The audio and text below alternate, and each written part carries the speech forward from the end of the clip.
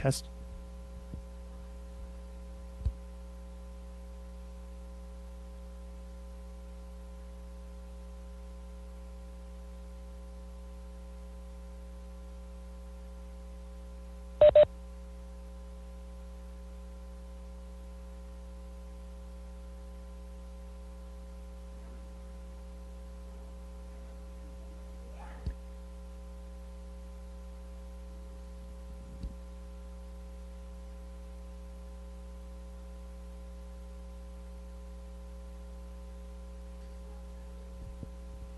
Test.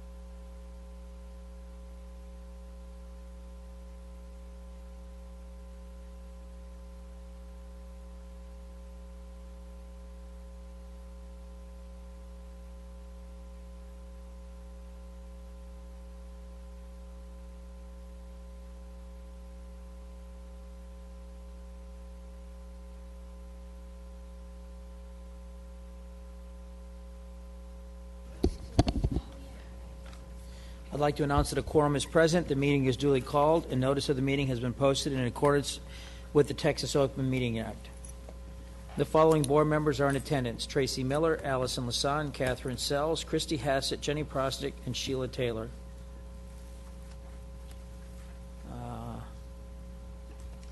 Dr. Buddy Bonner will be participating virtually. He's not attended at this point in time. We will now convene into closed session as authorized by Texas Government Code Section 551, specifically 551.071, 072, 074, and 089. The time is 5:03 p.m.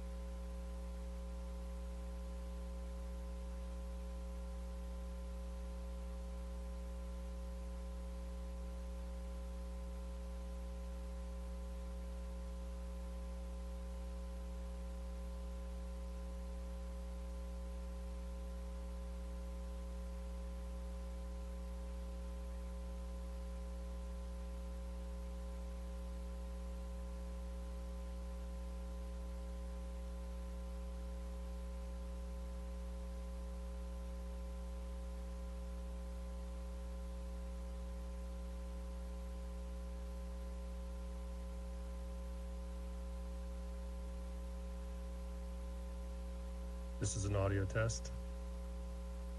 The board is in closed session. Audio test 1 2. Audio test 1 2.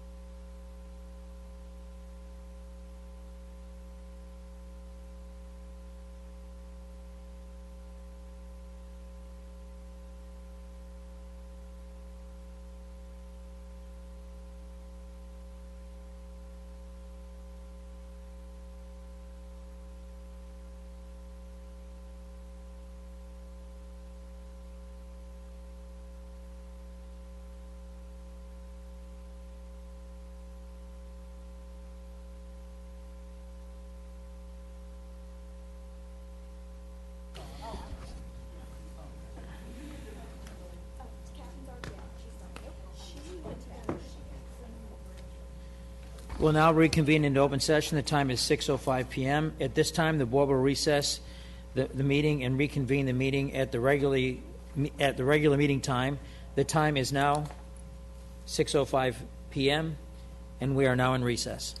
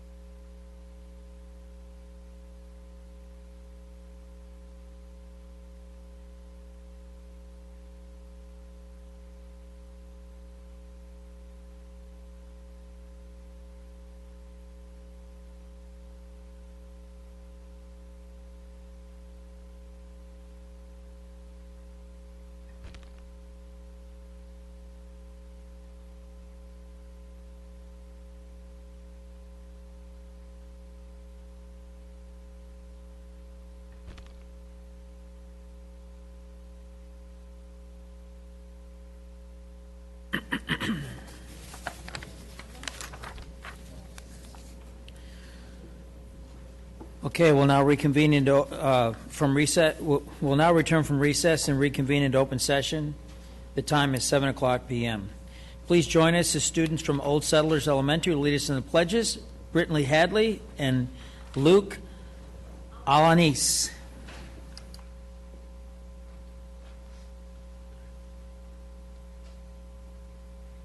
I pledge allegiance to the flag of the United States of America and to the republic for which it stands, one nation, under God, indivisible, with liberty and justice for all. Honor the Texas flag. I pledge allegiance to the Texas, one state, under God, one and indivisible.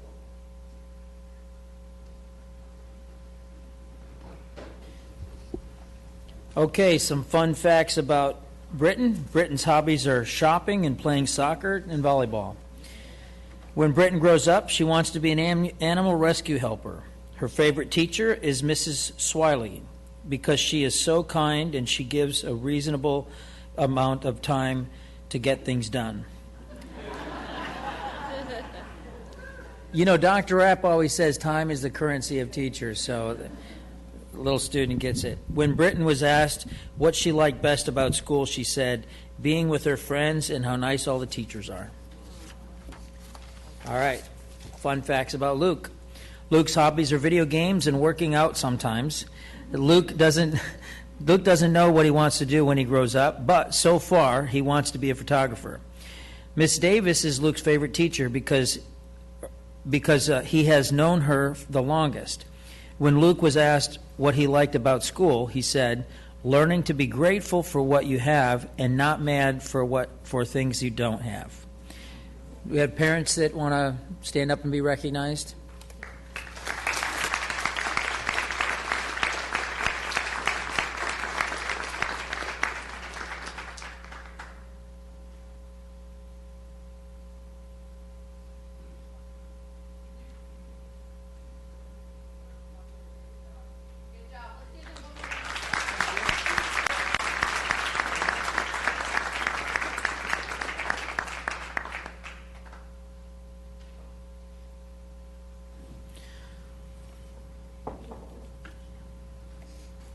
All right, welcome to all.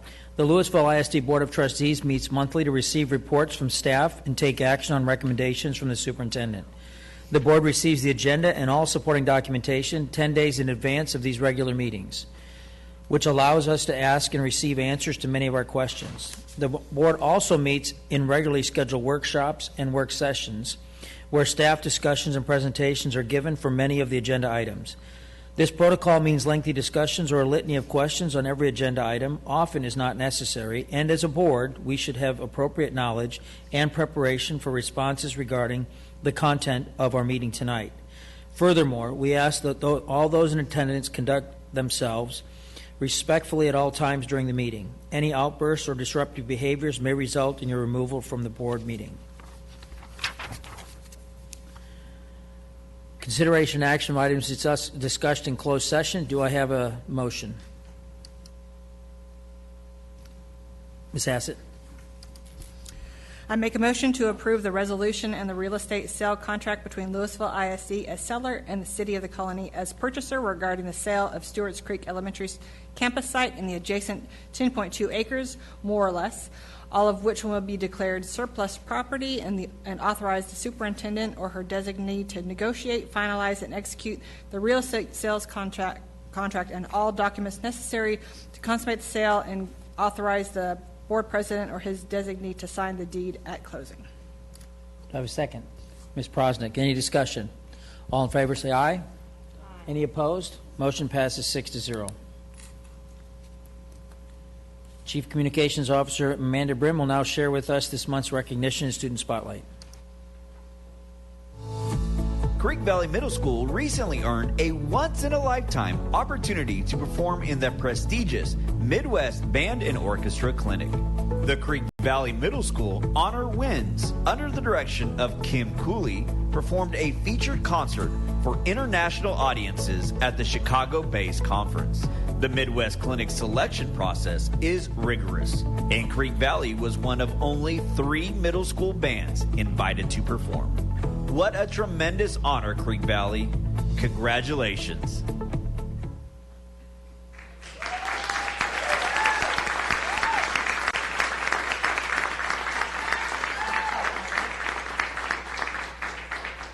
I just want to say thank you so much to the LISD administration, Ms. Webb, all the parents out there. Can you please stand up if you're a parent of an Honor Winds kid?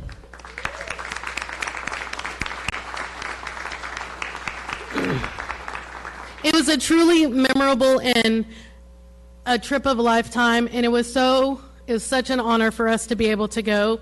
And I want to introduce the kiddos I have up here. So here's Lauren and Brittany. I keep going blank. Owen, Patrick, Jacob, Olivia, Anthony, Andrew, Dita, Macy, and Christopher, and Mr. Lott.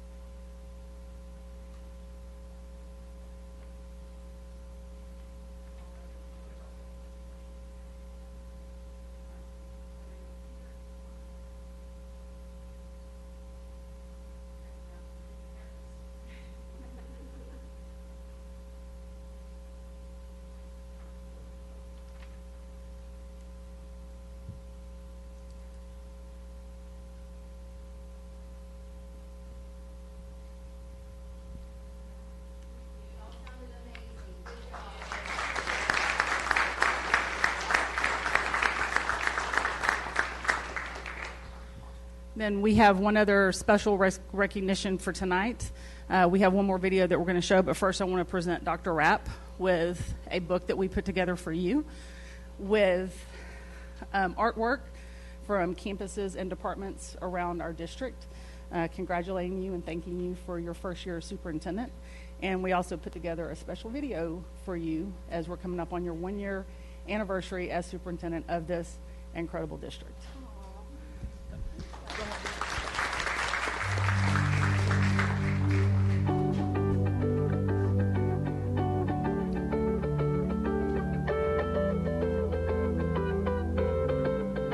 I'm Lori Rapp, and I get to be the new superintendent of LISD. And on day one, I get to tell you that you are one of the 5 finalists for the LISD Elementary Teacher of the Year.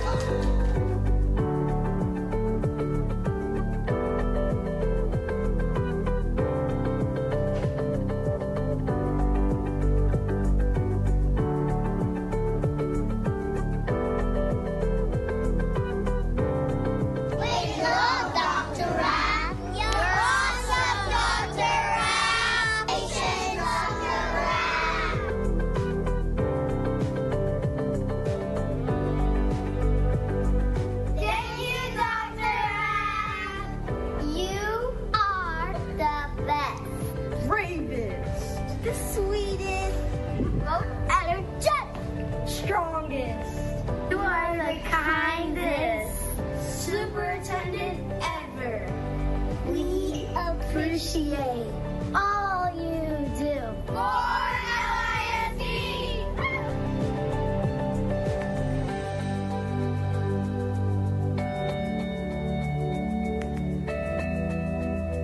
We love you. Thank you, Dr. Rapp. We appreciate you. Congratulations on your first year as superintendent. Thank you, Dr. Rapp. Thank you, Dr. Rapp. I want to be like a teacher like you.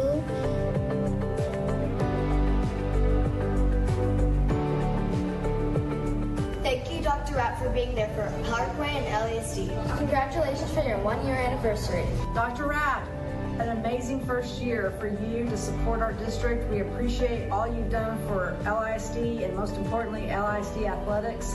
Your energy is infectious and we just appreciate everything that you do each and every day. Thank you, Dr. Rapp. Dr. Rapp, we wanted to say thank you so much for visiting our classroom during Halloween and reading to my class. They just loved being able to visit with you and ask you a bunch of questions. Thank you, we really want to thank you. T-H-A-N-K-Y-O. Thank you, we really want to thank you. Yay! We love you, Dr. Rapp. Happy 1-year anniversary from Tech West. We appreciate the support you provided to Abigail and her passions, and we want to wish you a happy 1-year anniversary.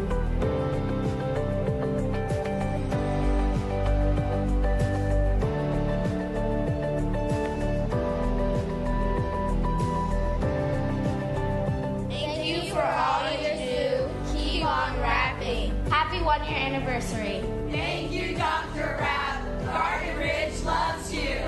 Congratulations on your 1-year anniversary as being our superintendent. We appreciate everything that you do for us, and we love you very much. Happy anniversary. Happy anniversary, Dr. Rapp. Love to sing and play.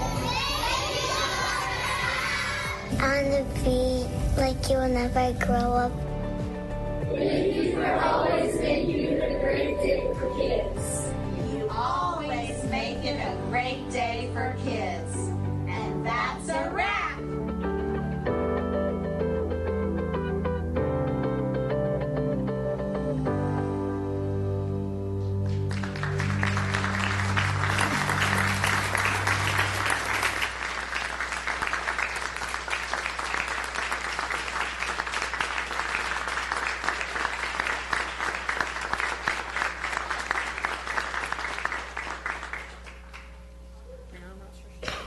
No, she doesn't have to talk. I'm going to talk. Dr. Rapp, as you saw in the video, students and staff across the district are so incredibly grateful for you. This Thursday, February 16th, is your 1-year anniversary as superintendent of LISD. Naming the superintendent of schools is one of the most important, and I would say difficult, decisions a board of trustees has to make. And for those of us who are leaving the board and have been through this twice, I can proudly say it is the best decision we've ever made. And we're grateful. John and Kate and Macy, your family, it was an arduous process. We put you through a ton.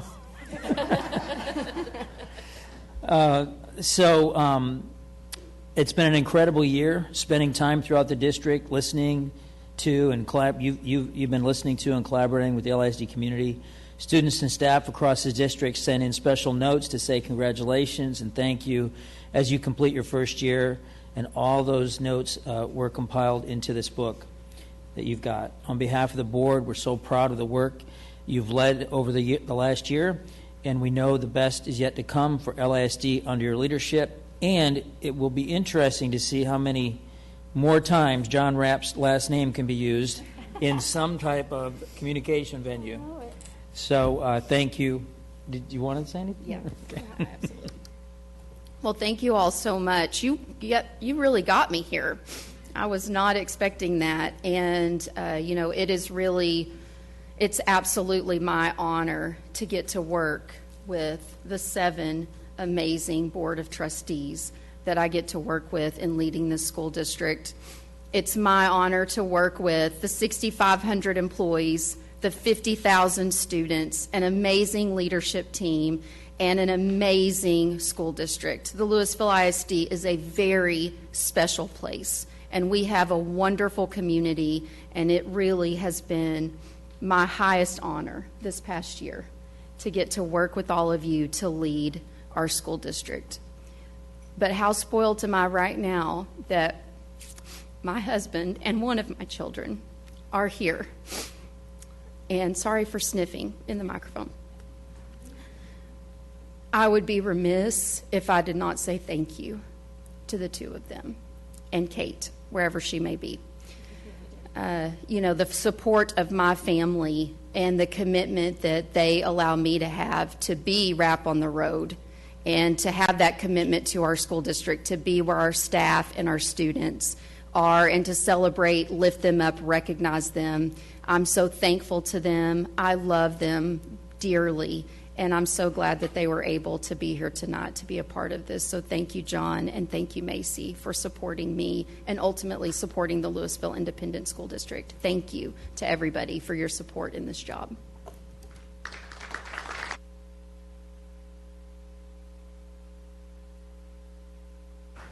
Thanks, Lori. In an effort to better serve the students and staff and communities throughout Lewisville ISD, I'm sorry, Dr. Rapp.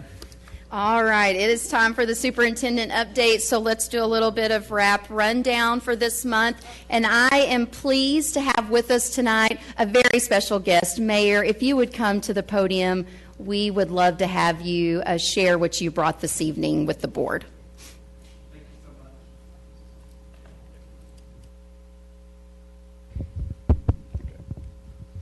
Thank you so much, Dr. Rapp, and what a great video of appreciation for your first year.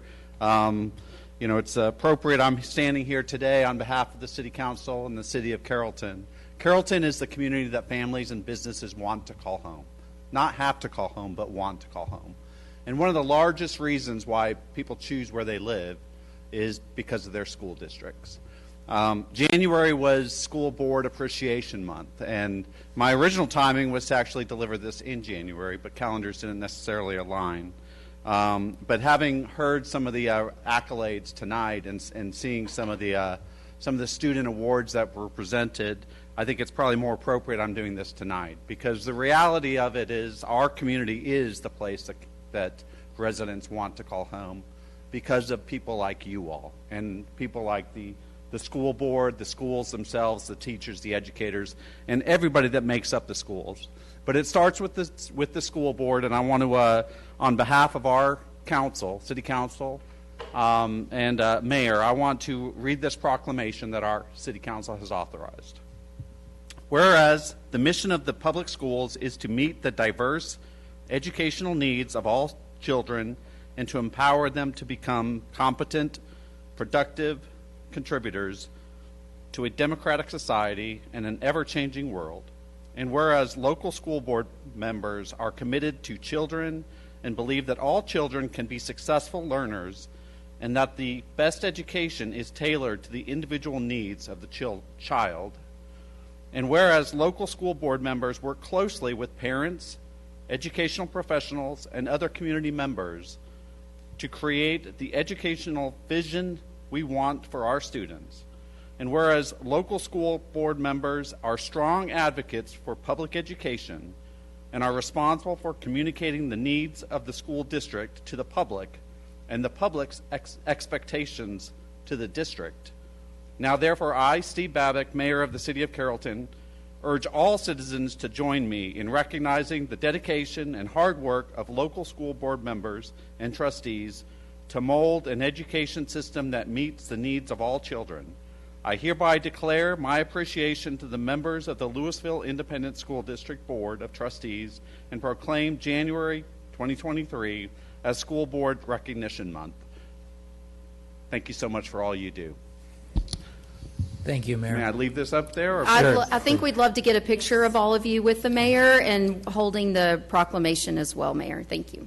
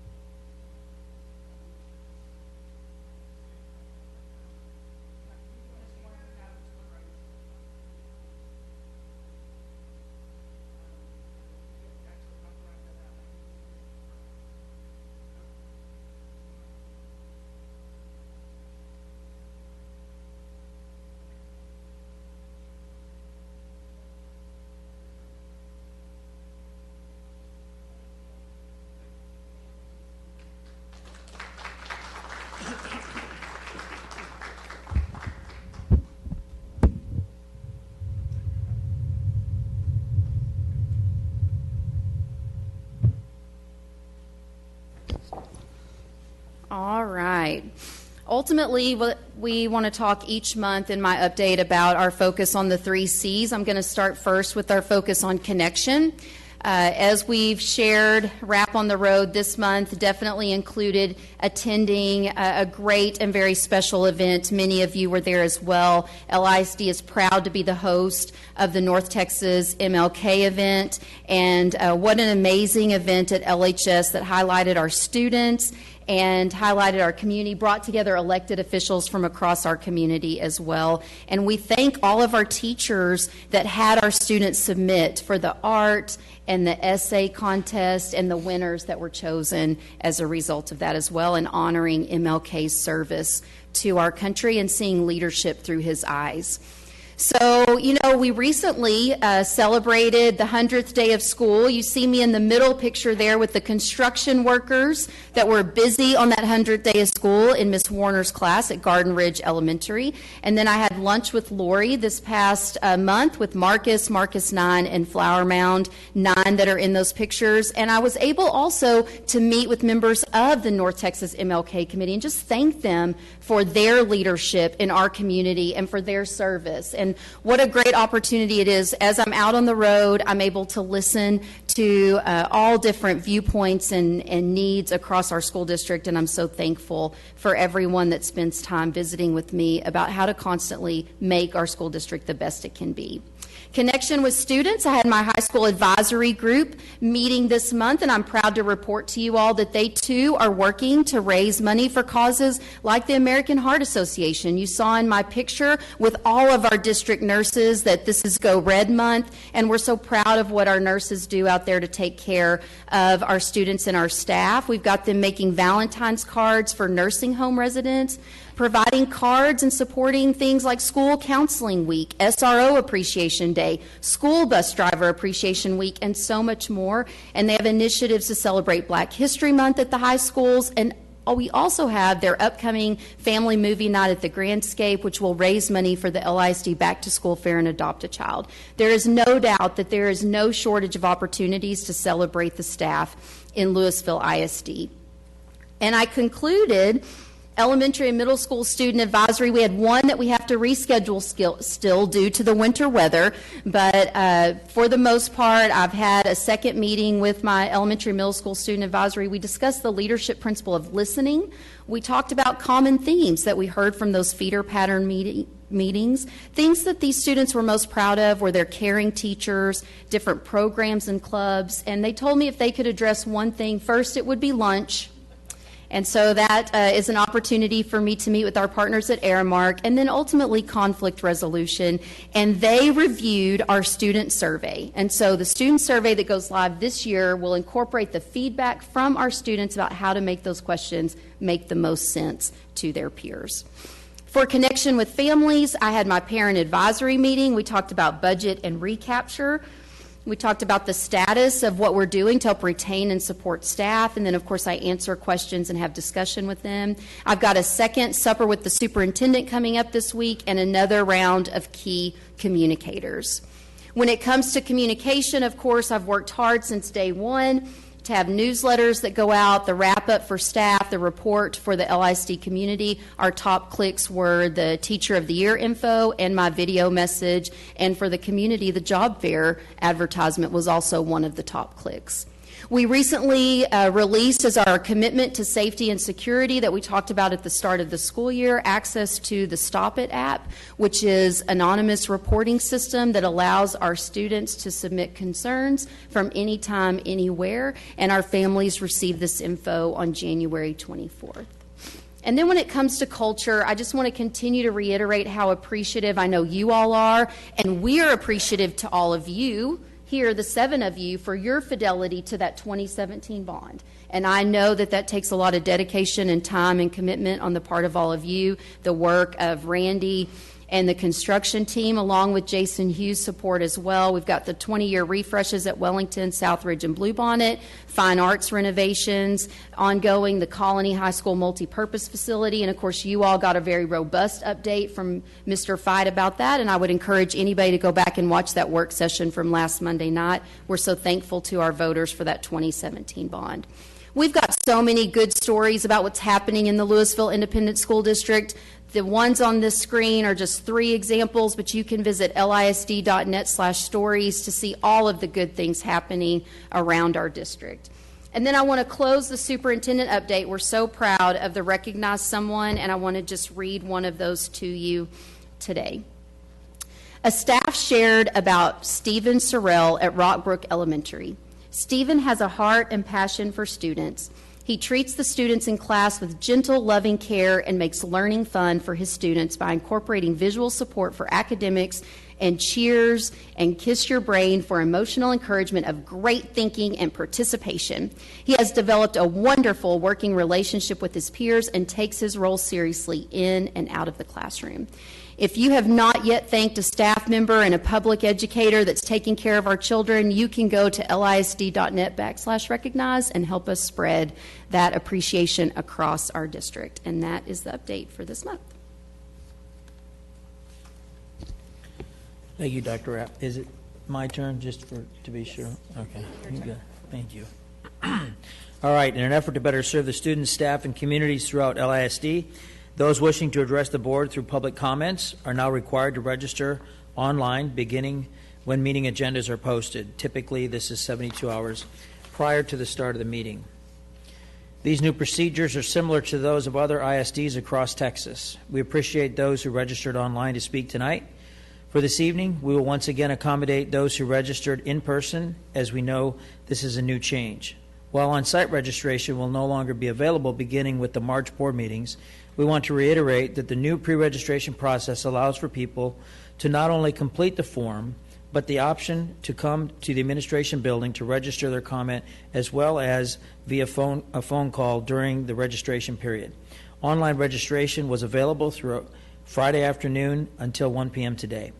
Requiring participants to register ahead of time gives individuals and LISD staff an opportunity to seek a resolution prior to the board meeting. Those who wish to speak at the board meeting often expect a dialogue with the Board of Trustees. However, in accordance with Texas law, the board is not able to respond directly to the comments or questions posed by speakers.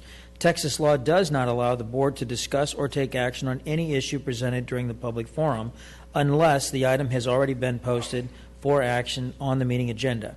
Speakers will be divided into 2 groups. First, LISD stakeholders will be given the opportunity to speak, followed by non-stakeholders. Lewisville ISD stakeholders, meaning current students, parents, employees, and residents of Lewisville ISD, will have a maximum of 3 minutes each for the presentation. An individual's status as a stakeholder has been determined based on review of the public comment. Each speaker will receive a written follow-up from the district in the next 3 business days. The board and district administration values the feedback shared during this time of the meeting, and we are grateful for the continued partnership between LISD and the communities we serve. For each speaker, please state your name and address. For stakeholders, Ashley Jones.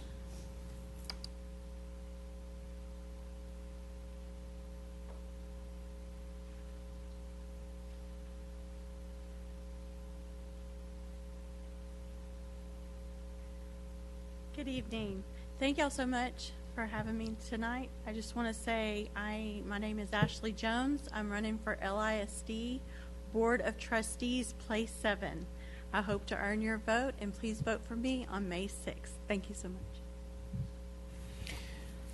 Wesley Warren, would you give your name and address, please?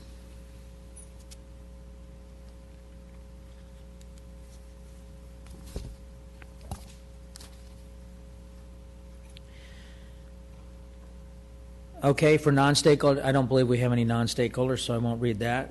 Now we'll have a public hearing. We'll now conduct a public hearing on the Texas Academic Performance Report. Dr. Fitzhugh. Good evening. I was slow coming on. Good evening, everyone. Tonight we're going to do the public hearing for TAPR. This is a report created by TEA that contains a lot of different data points in it that help us see different pieces of data about our district and our schools.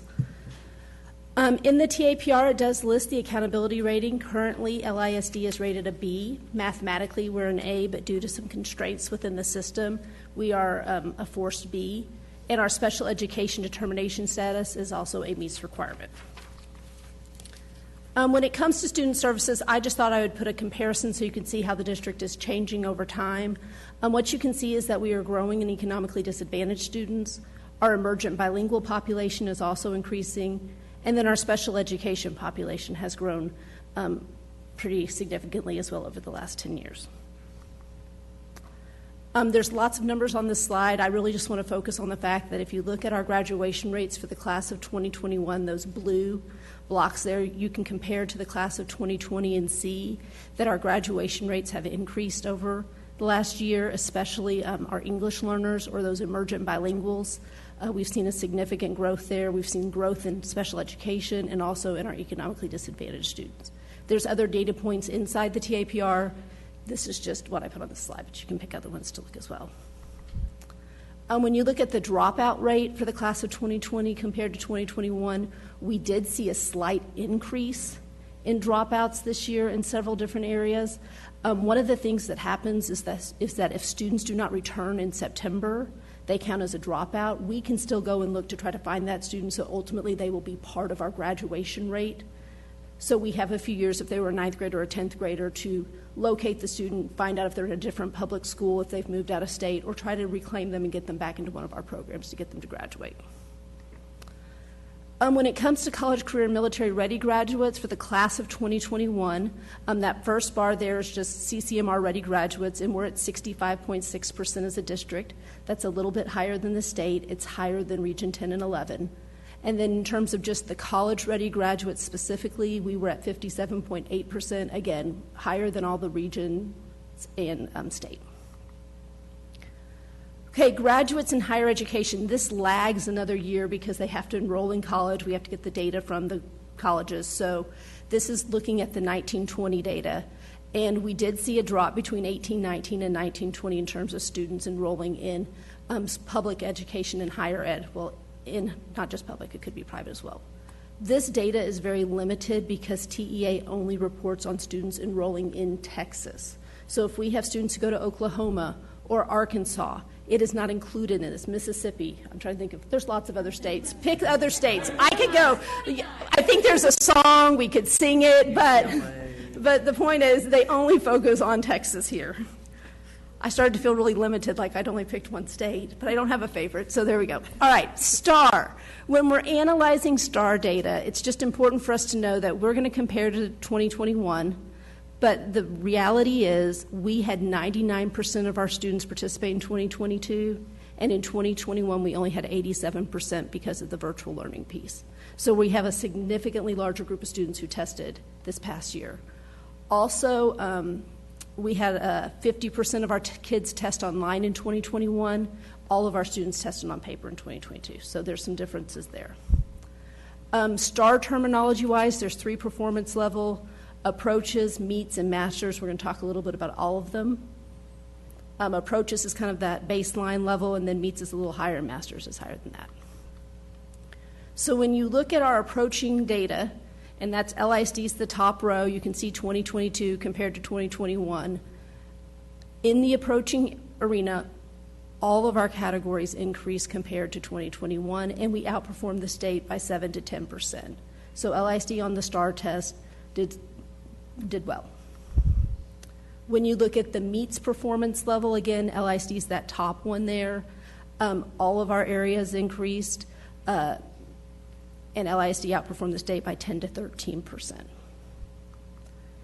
And then in masters, it's kind of the same story.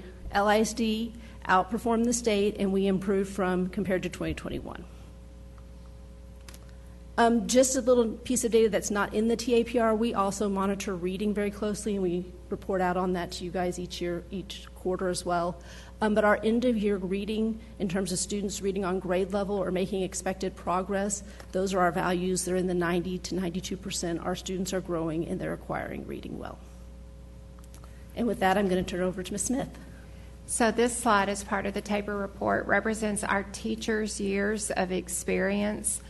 I would say to you, this pie chart is a great example of the greatness that we have going on in the district, in that 73% of our teachers have over 6 years or more of experience teaching. And yet we have a healthy population coming behind them. 27% of our staff are in that 0 to 5 year range. So this is, from a staffing perspective, exactly what you would like to see. So that's a lot of good news. And then the other piece of staff information in the taper has to do with our turnover rate. We've talked about this before, but our staff turnover rate for 21-22 was 12.9%. And while this is a 1.1% increase, given the resignations that are happening across the state, we are faring much better than the state average, which is 17.7%. And I'd just like to remind you all that while we saw an increase, it is a lower turnover rate than the state of Texas, but then it's a lower rate in all of the DFW area as well. So it's really a proud data piece for us. And I believe Ms. Maloney is virtually going to cover these slides. Yes, so we're going to look at revenue and expenditures for the 2021 school year. It is a nuanced year because it had a huge infusion of ESSER dollars. That was when the ESSER II dollars came into the system. And for these purposes, for all fund revenue, I put debt service over off to the side, and I exclude that revenue loss to recapture, so you can really look at a comparison more of apples to apples. So if you look across there, if you combine our local and state property funds, Ms. Hassett had a great question about this in the update, and we provided some information there. Federal funds are going to be significantly up because of that ESSER II. But also one thing I'd like to say is that as far as federal funds, we vary across the state greatly. And for instance, a Dallas ISD is going to be at $2,300 per student for federal funds. And so that's going to include all your title, your special education IDIB, and then the portion of those ESSER funds for ESSER II that year. Other local revenue, that's an area that we are exploring and trying to leverage what we're already collecting. But we'll have a report when we do our budget update on that. So that's your revenue report. If you back out 1 year previous, and I mean, these ESSER funds are just huge. In 1920, we did receive ESSER 1, but in 1920, we were $751 per student compared to the state's $1,280. So you can see that those ESSER funds really playing a huge role for the districts across the state of Texas. Moving on to the expenditure slide, this breaks it out where you're going to look at your payroll, your contracted services, supplies, and other operating by combining all those funds. Again, backing out debt service and any recapture expenditures that we had, or debt service and capital projects. So we have put some ESSER dollars into payroll and are backing out of that now. Our contracted services are always going to be probably higher than the state because we contract out buses and custodians, and then the supplies and other operating costs are there. And that's your revenue and expenditures for 2021 in the taper report. Additional information about the TAPR is located on our webpage and also on TEA's webpage. And with that, that is our last slide in this presentation. Thank you. The public hearing on the Texas Academic Performance Report is now open. If there are any persons present who would like to speak to this topic, please come forward at this time.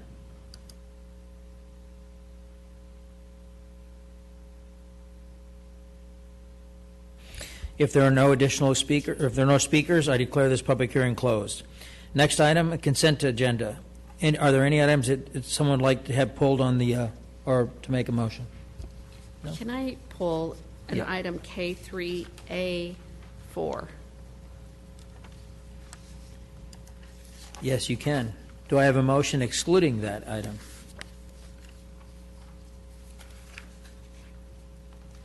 Ms. Hassett? I move that the board approve consent agenda with the exception of K3A4 as recommended by administration. Do I have a second? Ms. Taylor, any questions? All in favor? Any opposed? Motion passes 6-0. Ms. Sells. Yeah, I'll make the motion first. I move that the board approve the consent item K3A4 as recommended by administration. Do I have a second? Ms. Prosnick? Discussion? Yes, I just want to take this opportunity. This isn't really a discussion about the item itself other than to say thank you.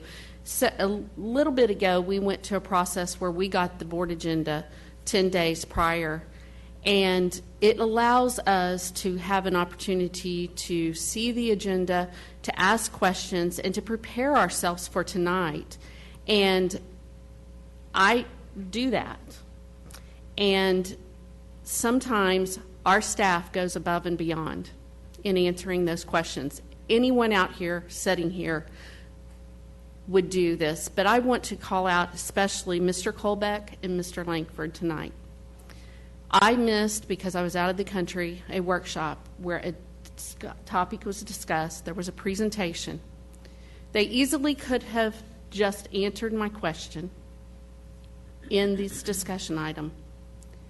But the next morning, after turning in my questions, I had an email that said, "Can you meet on a WebEx call?" They took the time that afternoon to not only share with me that information, but answer any questions I had and to discuss it so that I would be prepared for tonight.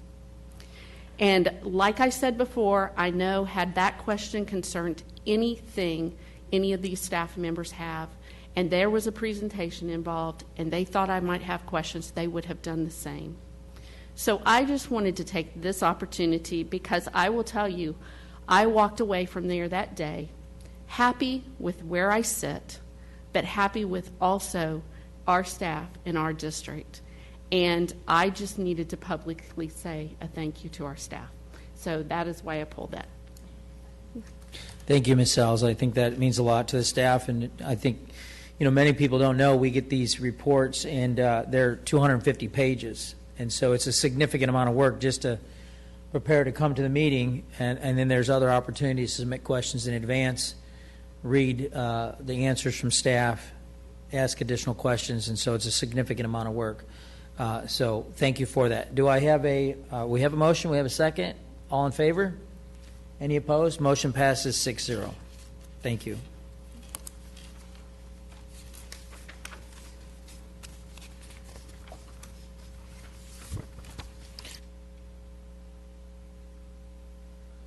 Okay. All right, information items. District Improvement Plan, Dr. Miller, Chief of Staff. All right, good evening. We're going to do an update for our quarterly update on District Improvement Plan. Just a few reminders about the District Improvement Plan, that the district and superintendent goals are embedded in that the structure is around the 4 cornerstones. We do have our federal, state mandates and accountability added to those at the end.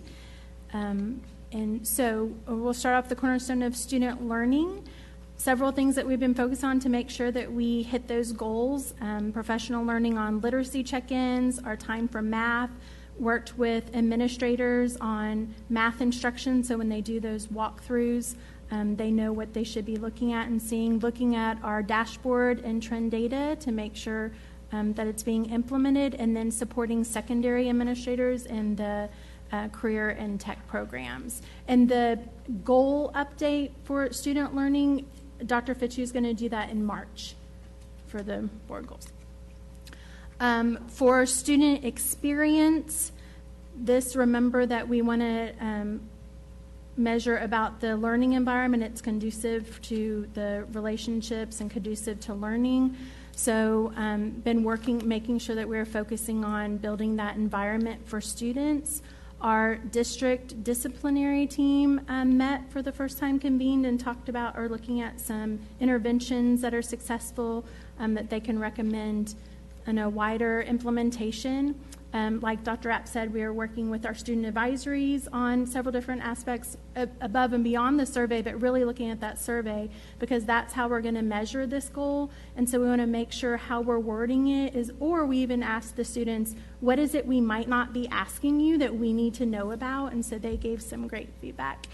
That one. Then resource stewardship and quality staff, there's some great data points that we got this past quarter. We did our second survey for pulse check for staff, and we stayed 90% at belonging, around 90% positive responses for recommending Lewisville. I did, if there was like a shift in something, then I noted that on here. So there was an increase of strongly agree for that, recommend Lewisville in the workplace.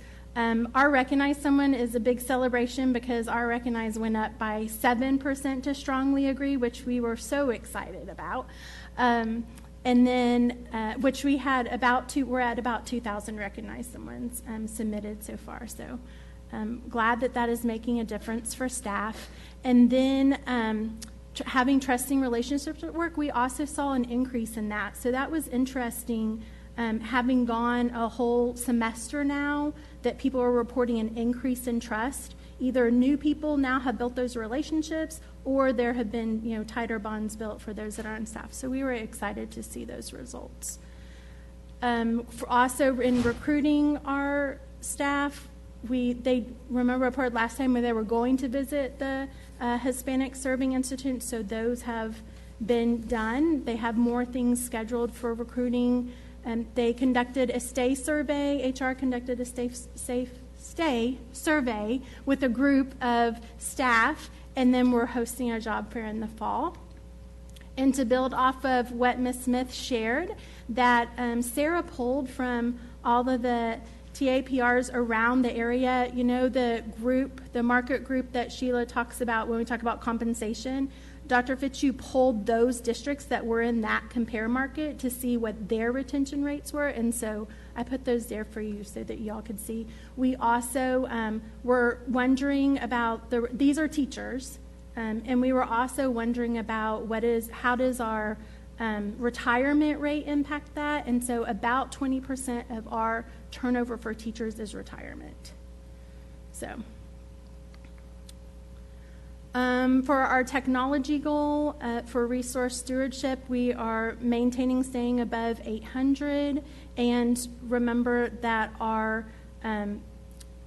technology committee went to their advisory and was getting some input, so they're sharing those plans back with them to get feedback, and then they're working with the principals in order to make sure that what we roll out for our devices is what's really needed. So they're working on that right now.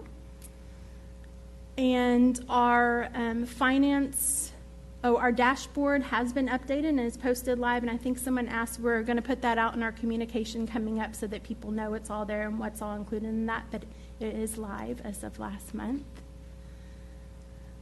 Safety and security, we have our emergency management suite is now up and running. There are still a few things that they're working on, making sure that the data is rolling over properly in order for campuses to use. And then one part of that is the Stop It app. For our communications, the last one on our culture and connection these estimates were for all of fall. Since we were doing monthly, we just want to know for fall, so they're staying 70 or above percentage of open rates for that. And then we picked up that customer service, the random customer service that we do for people that visit campuses, and we continue to have a 90 or above positive rate on that. So good responses so far. And then this just includes several things. Dr. Rapp includes a lot of this in her updates that she gives to y'all, but things that we're doing to make sure that we're connecting with all different stakeholders that we can and hearing feedback. And then we'll have one more of these at the end of the year for our last quarter of these, and then Dr. Fitzhugh will be here in March for the student learning update. That's it. Okay, this is an information item. Does anybody have any questions? All right. Thank you, Dr. Miller. Gifted and talented, Ms. Gall. Absolutely. Thank you so much for giving us the opportunity to share with you an update on our Gifted and Talented program. I'd like to welcome Kobe Stringer, our elementary Gifted and Talented administrator, and Tammy Williams, who oversees the secondary advanced academics, to share this update with you tonight. Good evening. Hello. We are really excited to get to share with you. We're really excited to get to share with you the progress that we've made since we were last here.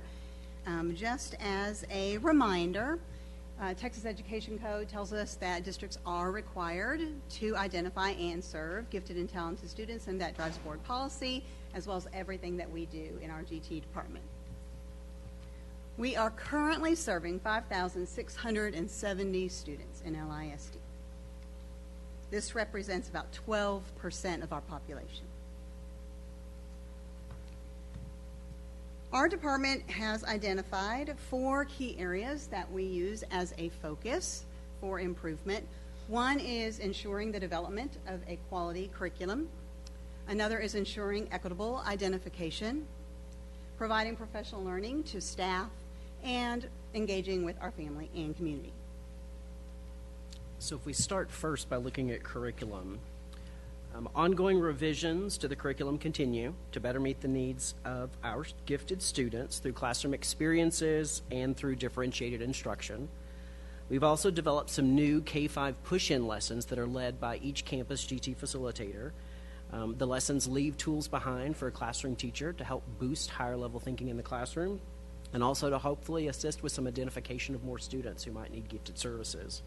We've also designed new K2 GT pull-out curriculum, so we're really excited to expand our services to second grade, and those begin this second semester. So moving forward, we're looking at making some revisions to the middle school ELR or LEAP curriculum so that it continues to meet the needs of our gifted learners, but also is definitely different from an honors English class at that level. We also are going to make revisions to the 3 through 5 GT curriculum to improve the alignment of the progression of thinking skills from 3rd to 4th to 5th. And then finally, we'd like to increase our collaboration with our content administrators and learning facilitators so that we can provide another line of support for our teachers of gifted students. In terms of identification, remember that the state plan suggests that your GT population reflect your district overall population. So we are constantly analyzing our district demographics, especially in terms of ethnicity, economic disadvantage, emergent bilingual status, and special education services. So for a quick history lesson, last year when we were here, we were talking about some of the things that we were considering as our next steps. So during the last school year, we piloted a new universal screener to be used and to decide if it's something we wanted to pursue further. We found some good results with the screener, and we've got some great things to share with you in reference to that. We've also updated the teacher input and the parent input forms that we use that provide greater clarity about gifted characteristics and behaviors. We've also revised our professional learning course options for teachers, which help teachers to better distinguish the difference between a high achiever and a gifted learner, and also provide instructional supports and differentiation techniques to better meet the needs of kids in the classroom. Outside of parent referrals, we identify students based on teacher referrals through observations of students, the results from elementary universal screeners, and also the GT facilitators on each campus that are leading push-in lessons and facilitating classroom experiences that we use in identifying students who may need further testing for services. So, what have we been doing this year? Well, we've already worked to do some more redefining of our identification process. The process for both elementary and secondary is now totally digital, which offers a lot of home language accessibility. So parents have the option to see things in their home language and to read them in their home language.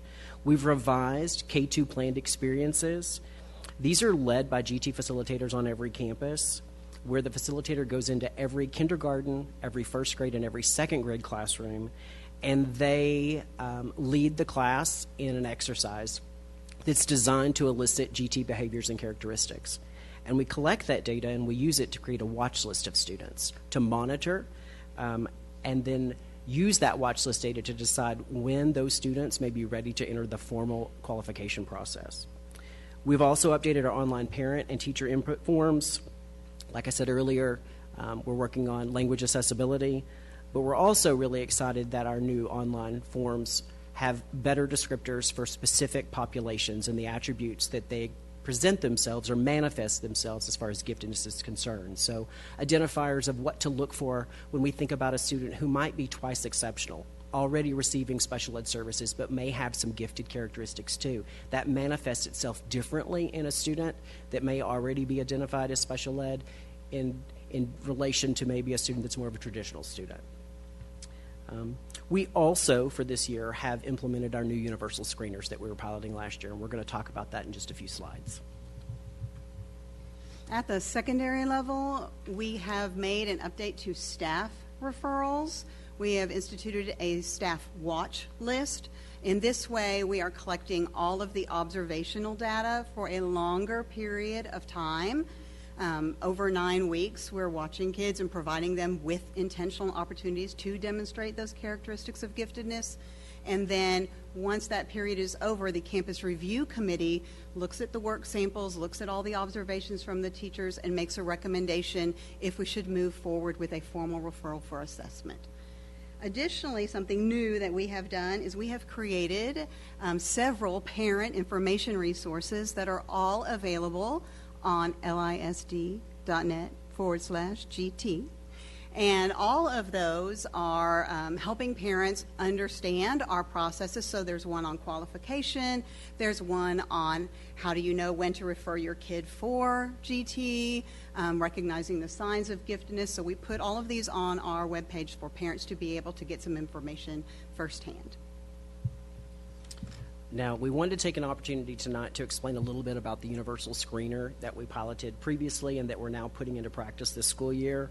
So in the fall, we administered a universal screener to every second grader in the district, and currently we are doing the same with fourth graders across the district. Now, a universal screener is used in hopes of casting a wider net of identification. So when we assess all students, we're leveling the playing field, not just the students that maybe a teacher has referred or a parent has referred or that a GT facilitator has spotted. This is an opportunity for every kid to possibly shine, okay? Now, those results then are used to determine which students may need to move forward with some other qualification pieces and assessments related to qualification for gifted services. These assessments measure the performance of students in comparison to their age and grade peers. So many of us are probably accustomed to something like a traditional achievement test. An achievement test measures basically what you've learned in a grade level, what you know as a fourth grader, what you know as a fifth grader, and what would be typical of that grade level, what you should know. Now, these assessments are different than an achievement test. They're an ability test, which measure a student's innate potential to learn. So, it's not about school-based learning, it's about what is my potential to learn at a higher rate and a higher ability. Now, the specific universal screener that we're using is the Naglieri General Ability Test Suite. These were developed specifically to address the equitable assessment needs of gifted services. So we're looking at making sure that we are being consistent in identifying students that are culturally, linguistically, and economically diverse. So unlike a traditional assessment, where there may be lots of text on a page in one language, these tests, and you can see some examples on the left side of your screen, these are presented non-verbally. So everything is presented through pictures, diagrams, numbers, shapes arranged in patterns.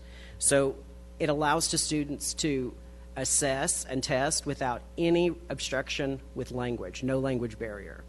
There's also been a lot of research done on the assessments with the elimination of as much cultural bias as possible, so that cultural influence shouldn't play a factor in the assessment items and the way students perform on them. So we're really excited about the screener because to date, of the second graders who have been referred based on the screener, 67% of those kids qualified for services, just up until December. So we're really excited about the progress we've made. We are already seeing great gains, and we want to continue that moving forward. We want to continue the use of the screeners.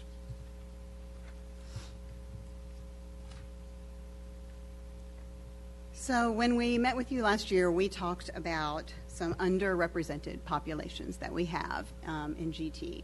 And so we'd like to share with you some of our fall 2022 qualification rates so you can see how we are growing, how we are making some progress in closing some of those gaps. So out of the fall 2022 students who were referred, for some reason, the screener, a teacher, a facilitator, a parent, and reviewed for placement, 46% of those students qualified for GT services in LISD. So if you look at two target populations, African American and Hispanic students, you can see that of the African American students who, again, were referred in the fall and reviewed for placement, 46% of those students qualified for GT services. Of the Hispanic students who were referred and reviewed, 48% of those qualified. So we are on par with the student population overall when we're placing students. Now, when we look at emergent bilingual data, so if we again think about the 46% of all students, that's all students referred for testing, referred for screening, qualified, that 46% of the total group of kids. When we look at all of the emergent bilingual students who were referred for testing, 41% of those emergent bilingual students qualified for placement in GT services. We've got some work to do, but we do expect to see continual gains in this category because of the use of the universal screeners and removing that language barrier and hopefully breaking down some of the cultural biases that we see in some of our other assessments. So this graph shows our economically disadvantaged data, and you can see it compares what our district overall population is to our GT population that is economically disadvantaged. And you can see this is some good news here. We're almost halfway in our identification of economically disadvantaged students as GT. And for the reduced ones, we're almost 75% there. So we are making gains in identifying economically disadvantaged students. If you'll look at this data again, just to show what's happening in the fall, again, if all students were qualifying at 46%, of the economically disadvantaged students who were referred and reviewed, 54% of them qualified this fall. So we are making progress.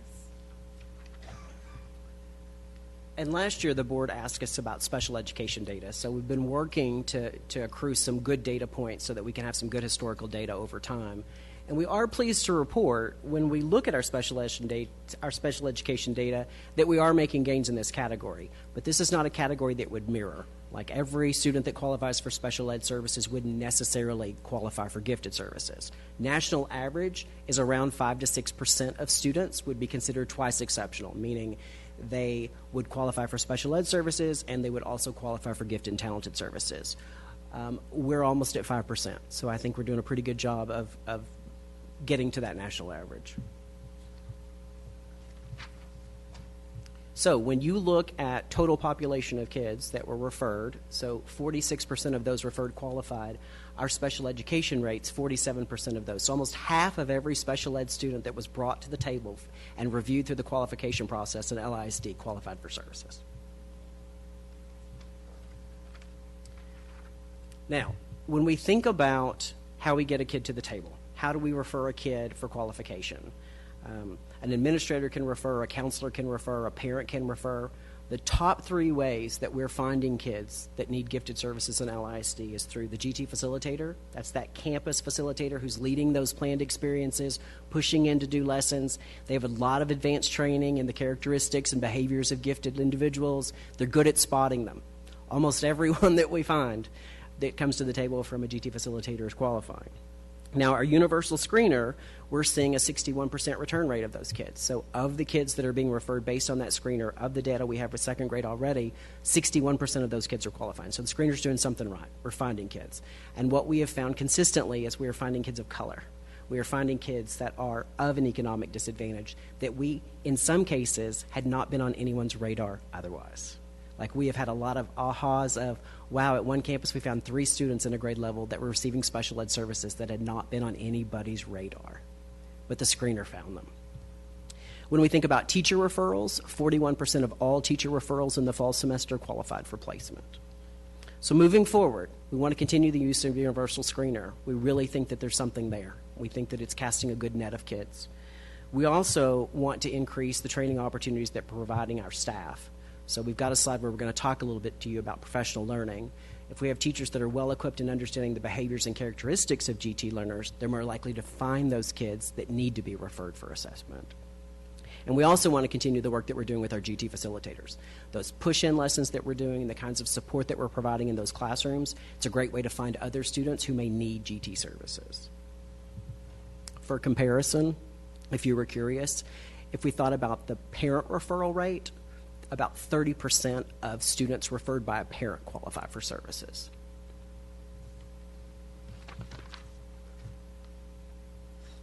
So moving forward, we obviously are going to continue monitoring our progress towards increased equity, and then we'd like to investigate expanding the placement criteria beyond academics.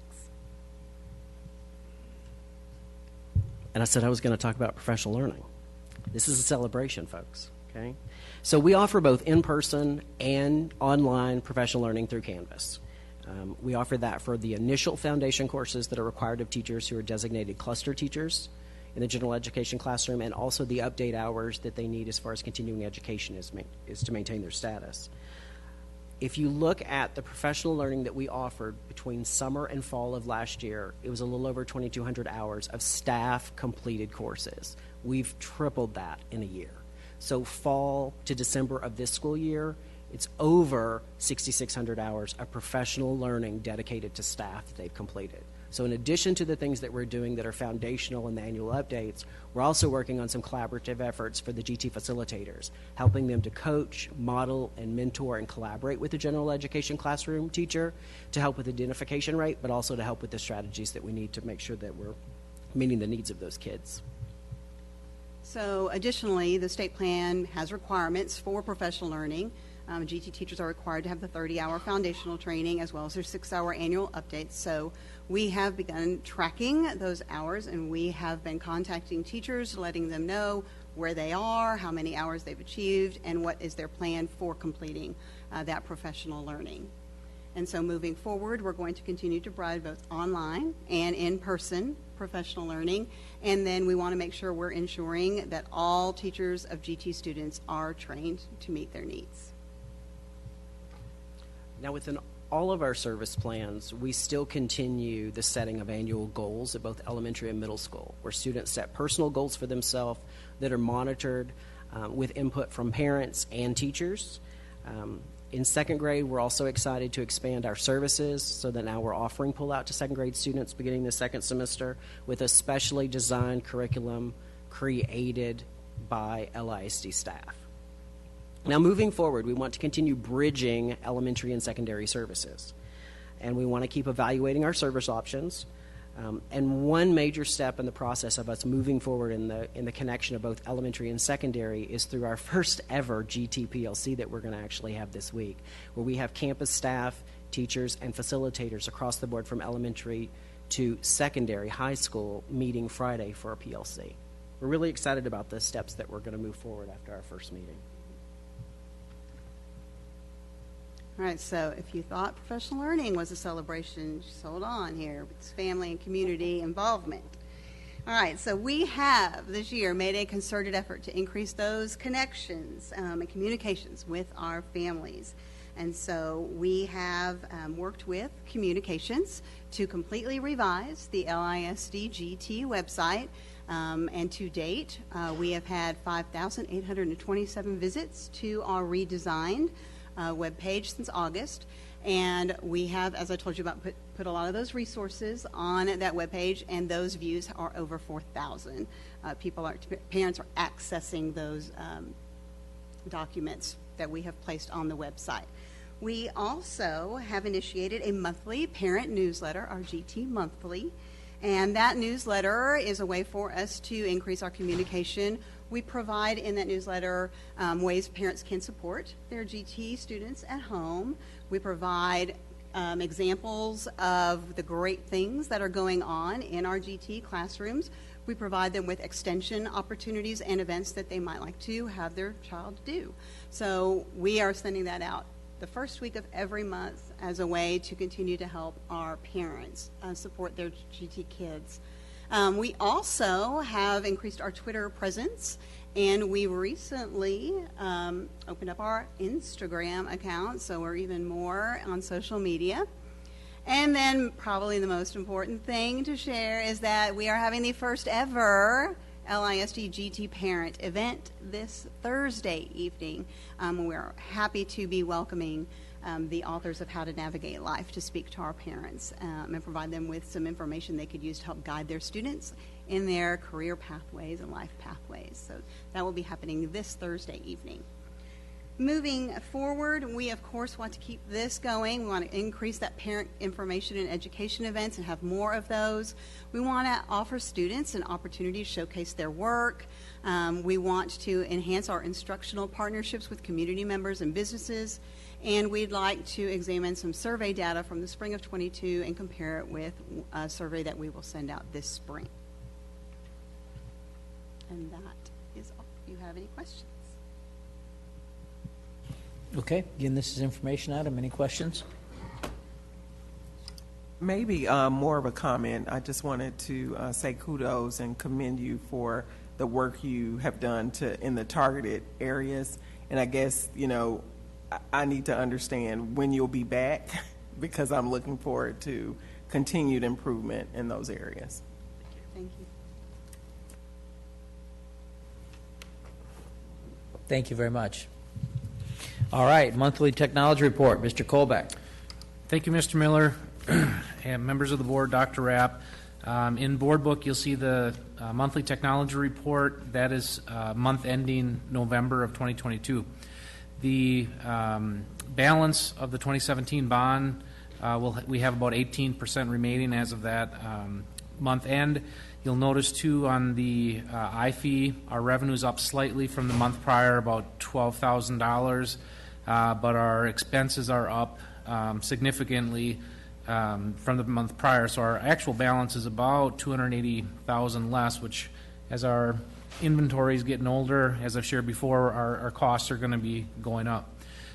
Device average, we had for our pre-K through 3 grades, our average is 2 years, 8 months. In grades 4 through 12, we're at 3 years, 8 months. So you can, as you can imagine, our average being that we do have devices that are reaching that 5-year mark. So the iPads that I've referenced before for next year's 4th and 9th grade, once we receive those, should help bring that average down a little bit. And you'll also notice our teaching devices are starting to get aged and are approaching that 5-year mark. In addition to that, looking at the second page, overall opt-in percent still remains high. For grades 4 through 12, we're at over 96%. You'll notice our average bandwidth is continuing to go up. Our average bandwidth per student is 195 meg per day. I do want to point out one piece that you'll see a little different from the report from the month prior and probably continue to change is this category called dynamic safe listing. So if you notice, the educational percentage of usage is in that 48% range. And I think what's happening there is we use a tool called dynamic safe listing. So when we have websites that are rich in media like YouTube, could be other video content that we want to make sure is accessible because it's got educational value, that is actually allowed. So if a teacher puts a link, let's say, in Canvas, while we block parts of YouTube, if it's coming from that site, it's allowed. So that also applies to teacher-created video. So I think what's happening as we've had the campaign around Google storage, teachers are starting to move some of their video content out of Google storage into sites like Canvas, like Uja, which is our video management system. So that category is 33%, which really we might even want to consider putting that in the education category. So don't let the 48% in the education category fool you. It's being, I think, skewed a little bit because of that dynamic safe site listing being 33%. But overall, we're continuing to see, I think, our technology adoption for the 22-23 school year continuing to go up. And that concludes the report. Thank you. Any questions? All right, discussion items. Monthly financial report. Ms. Maloney via WebEx. Thank you, President Miller, Dr. Rapp, members of the board. These are the monthly financials for the month ending December 31st, 2022. I am happy to report that tax collections are coming in really well. We are total revenue as to date almost $400 million. So that's a good thing. It's hard when these are lagging 2 months behind. As I talked to you a little bit I think I talked to you last time we reported, I decided to start reporting out by objects so you can see the payroll, the purchase, or the contracted services, and I separated out that recapture payment and then the supplies, other operating. I think it's just a better visual for you to see both of those by function and by object. Our recapture payment after the third 6 weeks of data has increased. It's more than the 54 million. It's looking about between 58 and 59 million. And we'll have an update on fiscal year 23 where we think we're going to end coming in March. And looking at the Child Nutrition Fund, we are seeing revenue now in January is about 11 million, and we have seen we've seen an increase in expenditures from November to December, and even more coming in this month right now. So we're starting to get to work on that spend down plan and going to track that very closely. On the debt service side, to date, even though we're only showing 99 million in collections there, to date we're about 180, so 180 million. So on a $150 million payment, we feel very comfortable with our defeasance plan on the debt service side. We will make our first, that small February payment. I think that's processing this week of 25 million.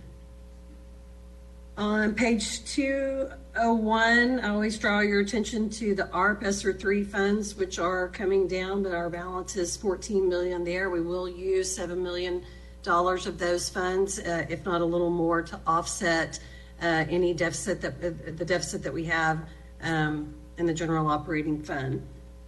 And then moving over to 204 and 205, as we're closing out these construction projects, close some out in December, close some out in January, we'll be closing more out. You will see as those things get closed up and the encumbered, the payments get made, that all of that money will drop to the bottom line into uncommitted construction. So maybe we'll have a little bit to go on there and have some decisions to make with those funds.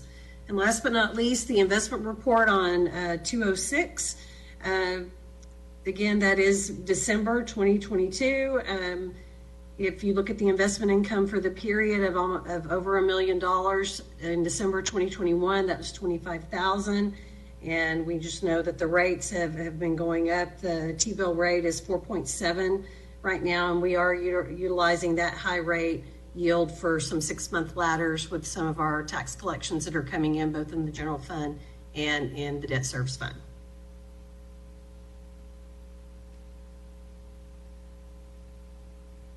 Thank you. Thank you. All right, Dr. Rapp, 88th legislative session. This is a very important item for our community and our staff to listen to and get some direction from us on. Thank you. Thank you, President Miller. Our commitment to you all, board, is with the legislative session starting in January is to bring you an update every single month. And so I'll say some things, and then Ms. Maloney's online too if she has anything she wants to add, and then Dr. Fitchie's going to take a slide of this presentation as well. So there were, as of the writing of this presentation, there were 472 bills filed related to public education. Of course, a word of caution, we all are hearing dollar amounts in the news, and of course I would just say everything at this point is way too early, as no bills have been passed or even heard.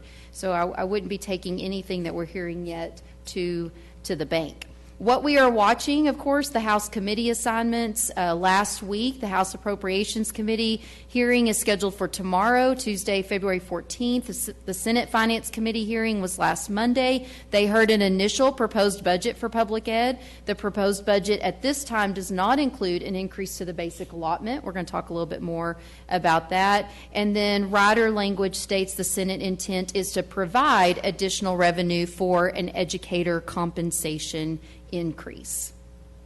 We wanted to provide, as a part of this presentation, just an update about who's been named to the House Public Education Committee, and we look forward to keeping a watch on what bills they will start to hear when that comes time. We watch these committee assignments closely, of course, and the House Appropriation Committee, we know that Lynn Stuckey and both Kronda Timish were named to that Appropriations Committee, and we look forward to working with our locally elected officials that were named to that group. And then for Senate Public Ed, we also had a couple of our elected officials named there, with Tan Parker and Drew Springer both serving on the Senate Public Ed Committee. We look forward to working with them as well. Your legislative priorities under resource stewardship, I want to talk a little bit this evening. Of course, y'all's legislative priorities can be found on our website, and we've got a lot of great information on our website for people to be able to use to advocate for our schools. So some school finance bills that we're watching closely. House Bill 31 does propose basing the state's public ed funding system on student enrollment instead of average attendance. And of course, we are about to hear an attendance presentation this evening. We know that out of Texas, 5.5 million students, about 92% of them regularly attended classes last school year. I'm pleased to tell you that what you're going to see in our presentation is we're above that 92%, but we know that an enrollment-based funding model would be more predictable for schools to be able to forecast for their budgets, as well as we also understand that coming through COVID, people's perceptions about how important it is to attend school vary widely. We also have House Bill 882, which would increase the basic allotment to over $7,000. I would just remind everyone watching that the current average ADA that we get is $6,160 per student. That hasn't been adjusted since 2019, and we know inflation is a huge factor that we're facing. I would just add here, too, that ultimately we know the average cost to educate students is about $10,000, and that would be on the low side, and we're getting $6,000. So I'll let everybody, of course, do the math there. Even before COVID-19, Texas was facing a teacher shortage. There's no doubt about that. The Commissioner of Education has convened a task force to talk about the teacher shortage in Texas. And retaining teachers has become increasingly difficult. I will say again, the good news of what you heard Ms. Smith share and we shared with you all at the work session last month, we were one of the lowest turnover rates for staff in the DFW Metroplex. That does not happen without an immense amount of work and partnership with all of you and with our community. And we know that we're proud of the culture we build in LISD to reward, retain, and recruit great staff. Senate Bill 657 has created a retention incentive program. We're watching that bill. House Bill 74 would establish a scholarship program. The interesting thing about that is that we know that future teachers need help paying for the cost of college if we want more people to go into that profession. And then House Bill 1548 is probably the one people are hearing the most about in the news, and that is a $15,000 raise for teachers. We'll keep a watch on that. Again, nothing goes to the bank at this time. I just encourage everybody to remember that. We are advocating for fully funding of our public schools. There is a very simple solution that solves three major challenges that our public schools are facing. Increase the basic allotment. That helps with inflation cost. That also provides pay raises for teachers, and for a district like Lewisville ISD, it will reduce our recapture payment. For every $100 that the basic allotment is increased, our recapture payment will go down by $6 million according to the current funding formula, and thank you to Ms. Maloney for staying on top of that math. In the area of student learning, I want Dr. Fitzhugh to talk to you about changes that the Commissioner is proposing to accountability with CCMR and how we're going to advocate that our elected officials talk with the Commissioner on our behalf about these changes. So one part of the accountability system for high schools includes college career military readiness. TEA, what they do is they look at the graduating class, they see what count of students has met a CCMR indicator, and then they scale that score. Well, as part of the realignment of the accountability system, the Commissioner is suggesting that we change that scaling process And so basically, I put a chart down there, and if you can see, LHS previously had a scaled score which was a 79C. Under the new formula proposal, it would drop down to a 57, which would be an F. Marcus was a 95, which was an A. It would drop down to an 81, which was a B. All of ours have significant decreases under this new proposal. One of the things that we're seeing constantly in accountability is TEA sets a standard, and whenever schools rise and meet that standard, then they change it and make the standard higher to force more schools into the C and the B categories. And so that's one of those pieces that we're constantly chasing. We can never approve enough to stay ahead of whatever the commissioner is going to do with the accountability system. So we will be providing this information to our elected officials. I'll talk a little bit more about my ledge news that will go out this week to them. We need their help. This is absolutely an unacceptable change to the accountability system. I would remind everybody we have some of the highest graduation rates in the country in Texas public schools, but yet we rank near the bottom of funding from the state of Texas for public school students. This kind of change absolutely makes no sense, and we will advocate against that. So speaking of then our accountability, we are watching a couple of bills that have been filed related to a study on accountability. Both House Bill 977 and House Bill 37 propose to establish an interim commission on accountability. The legislative committee of the board met this afternoon prior to this board meeting, and we will be advocating that should one of these bills pass, that the commissioner cannot make any more major changes to the accountability system until the findings of the commission are released. And I'll be writing about that to our elected officials this week as well. When it comes to community engagement, we know that one of the things that you all are advocating for is educational equity amongst traditional public schools, charter schools, or vouchers, where entities and or individuals would receive any public funds. The bottom line is our stance: public dollars require public accountability. To my knowledge, there is not a study that compares how students do on STAR between homeschool, private school, and whether it's your traditional public schools or your non-traditional public schools in the form of charters. So we would advocate that there be an equal playing field and the same expectations of anyone where they are provided taxpayer dollars. So with this, we're watching definitely Senate Bill 176, which at this time is the most expansive school choice program bill for the state. It would create an education savings account program that would allow parents to use state funds to pay for their children's private school, online schooling, or private tutors. Families that opt out of the state's public education system would receive the average amount of money it costs Texas public schools to educate a child, which, as I said, is currently about $10,000 a year. I'll just say it again. Recall, we get $6,160 currently per student per ADA. So we don't even get what it costs on average to educate a child in our state. House Bill 619 would give tax credits to individuals who make contributions to private school scholarship funds, and then House Bill 557 is another one we're watching that would reimburse parents who pay for private school tuition. We're advocating that public schools be fully funded and that equitable rules be applied for any educational entity that is given taxpayer dollars.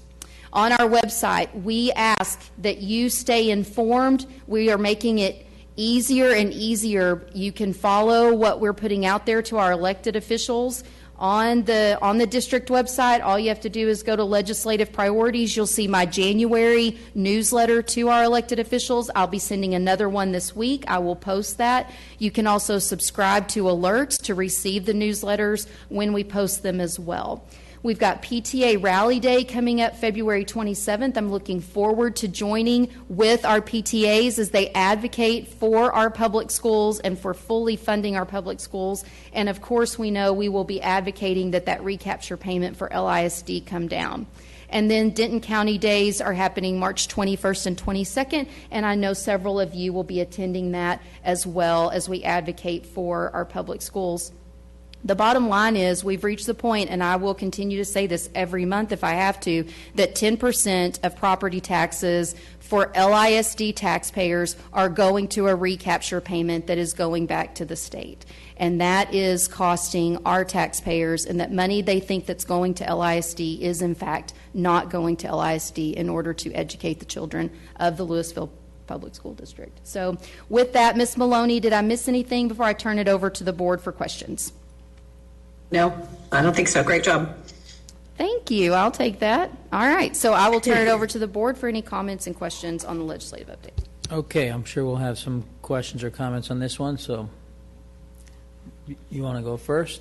Oh, you don't have any questions? Hang on a second. You want to think about it? All right, good. Anybody else? Dr. Rapp, this is a great summary, and all of you that have contributed to it, I would just say it's really important that our community watch what's going on here. There are some bills, especially as it relates to educational equity, that are very concerning and disturbing, that some of our delegation would even verbally opt into where they're at this early in the bill. So that's a hot button for me, and I'm going to continue to fight it, but this is a great presentation. I think what we're hearing is basic allotment, and reduce the commissioner's authority at the end of every bill, or at the discretion of the commissioner, which is how most education bills are written. So thank you very much. All right, next item, budget and compensation. There we go. We're going to spend some money that the legislature will promise to give us and won't. Absolutely. So as you recall, last week I told you I would be bringing you the results of the district staff survey. I will start by saying we had 3,597 staff members take the time to fill out the survey and participate. I think that alone is good news, that we have that many staff members that are taking the time to share their thoughts and opinions with us. So what we did in our approach to the survey this year is to try to ask more questions in order to get more out of the survey. One of the first questions we proposed was, what do the staff say is the most important to them in terms of compensation? I don't think you'll be surprised that 87.3% of them said they want all available funds in a salary increase. So whatever we have available to put into raise increases, that's their top priority.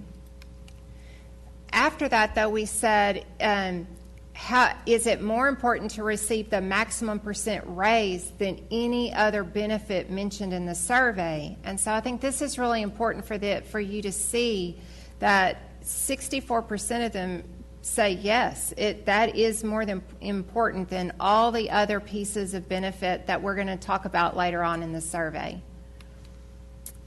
The next question we posed is, okay, so we know salary increases are important and your top priority, but after that, what is the next most important thing to you? And 84% of the staff said a retention payment is the next most important option. Once again, that's money coming into their income.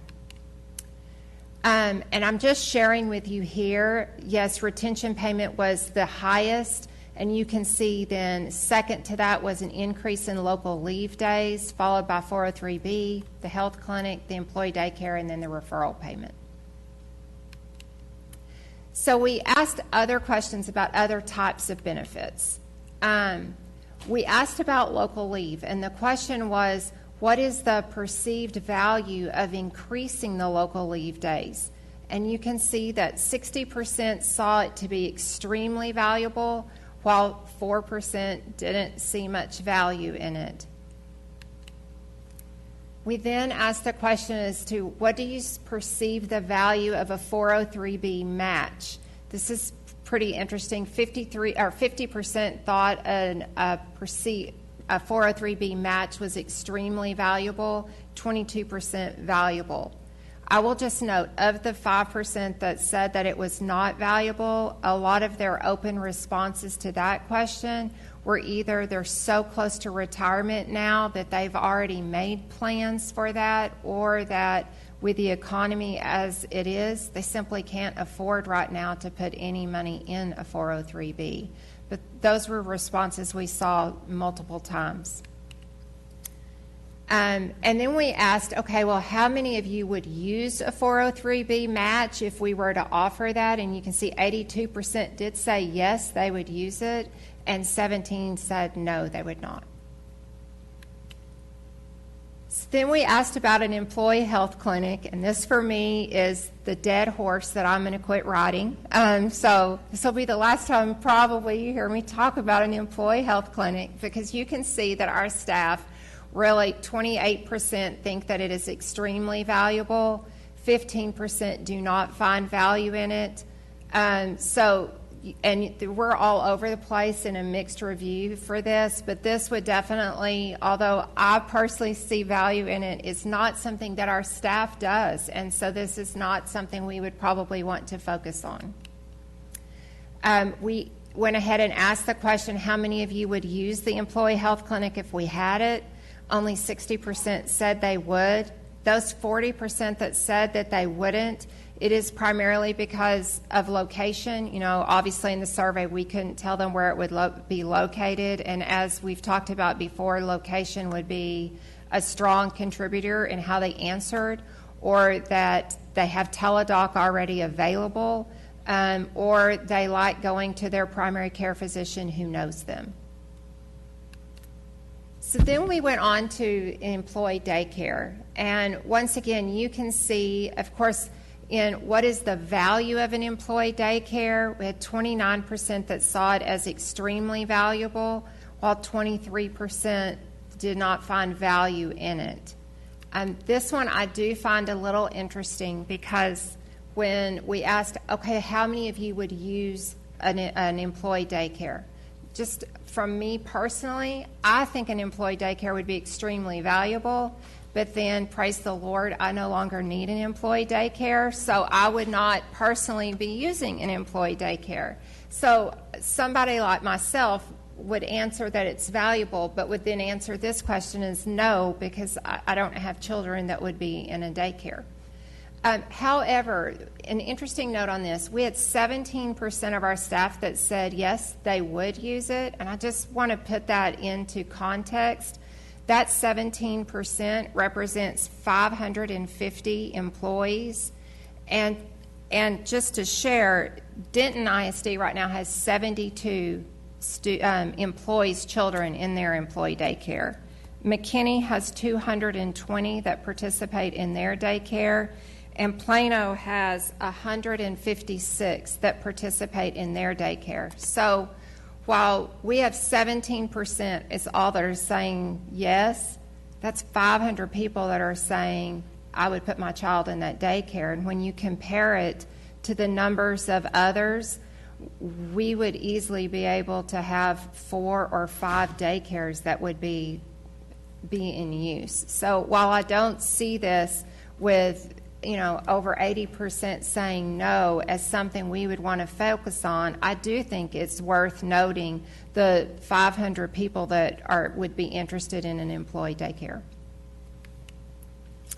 And then we talked about the referral payment. 18% do not find value in this, or 18% do find value, 22% don't find value. This is another one that's all over the place in terms of if we were to raise our referral payment, would that motivate you? So I will just close with how I opened. What do the staff say is the most important to them? And that is, once again, 87% want all the funds that you as a board have available to be put directly into salary increases. And that's all I have. Ms. Prosnick. I want to thank you for making the survey a little bit more robust.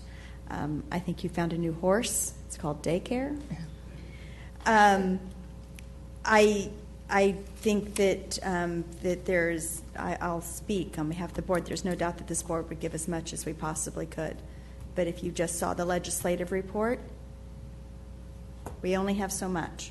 Absolutely. So I would tie this to the last item, and that if you believe in teacher salary increases, contact your local legislator and tell them that they have a big part to play.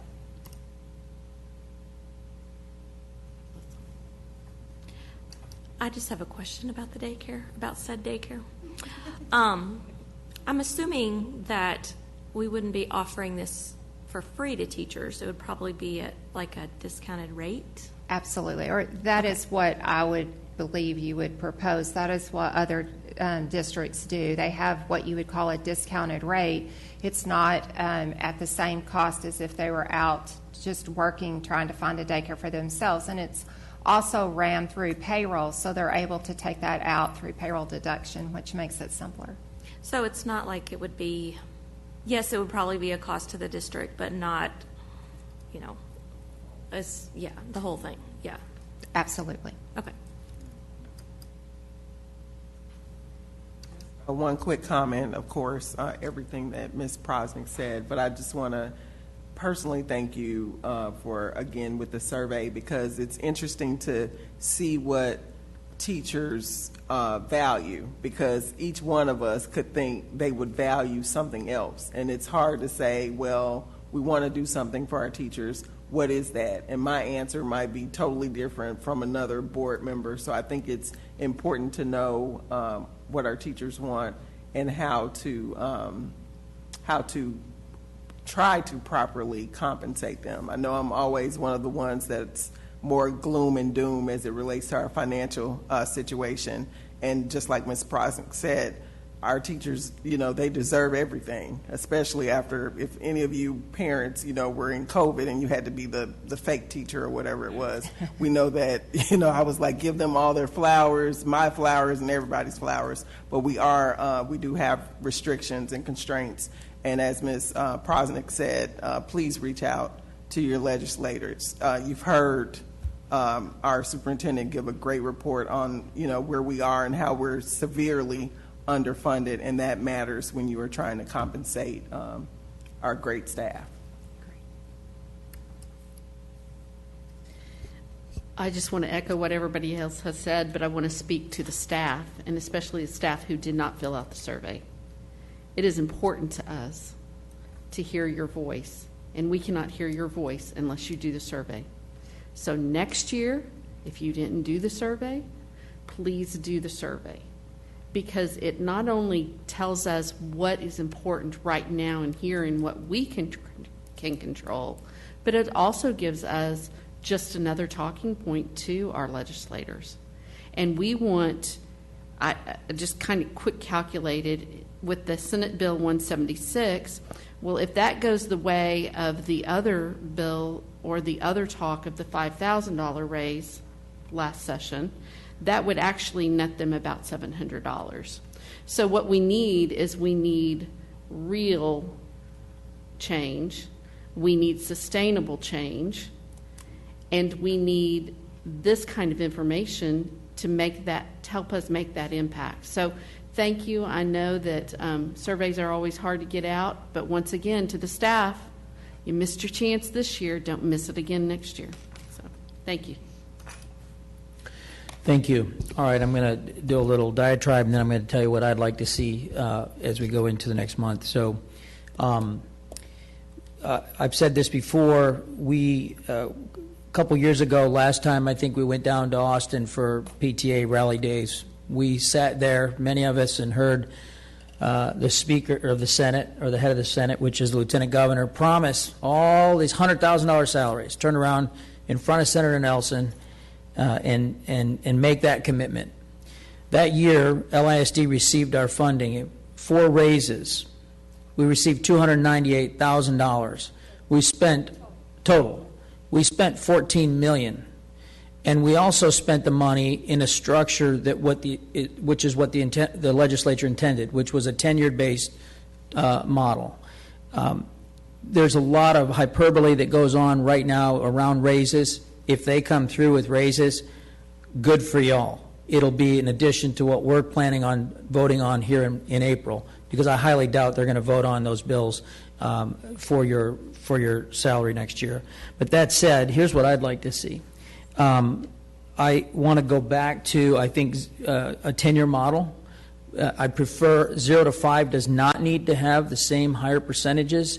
That's where you see most people leaving the profession if they're going to leave, and I don't think they're staying or leaving if they're making $60,000 to $65,000. And any movement we did, even if it was at 2%, would take our starting salary over $60,000. I would be interested in where we fit, though, in that percentile, 105%, et cetera, as you do compare us to cohorts. Would be very interested in a tiered model, so tenure-based model, anywhere between 2 to 4%. I'd be interested in not a tenure-based model for admin, but one flat rate for admin.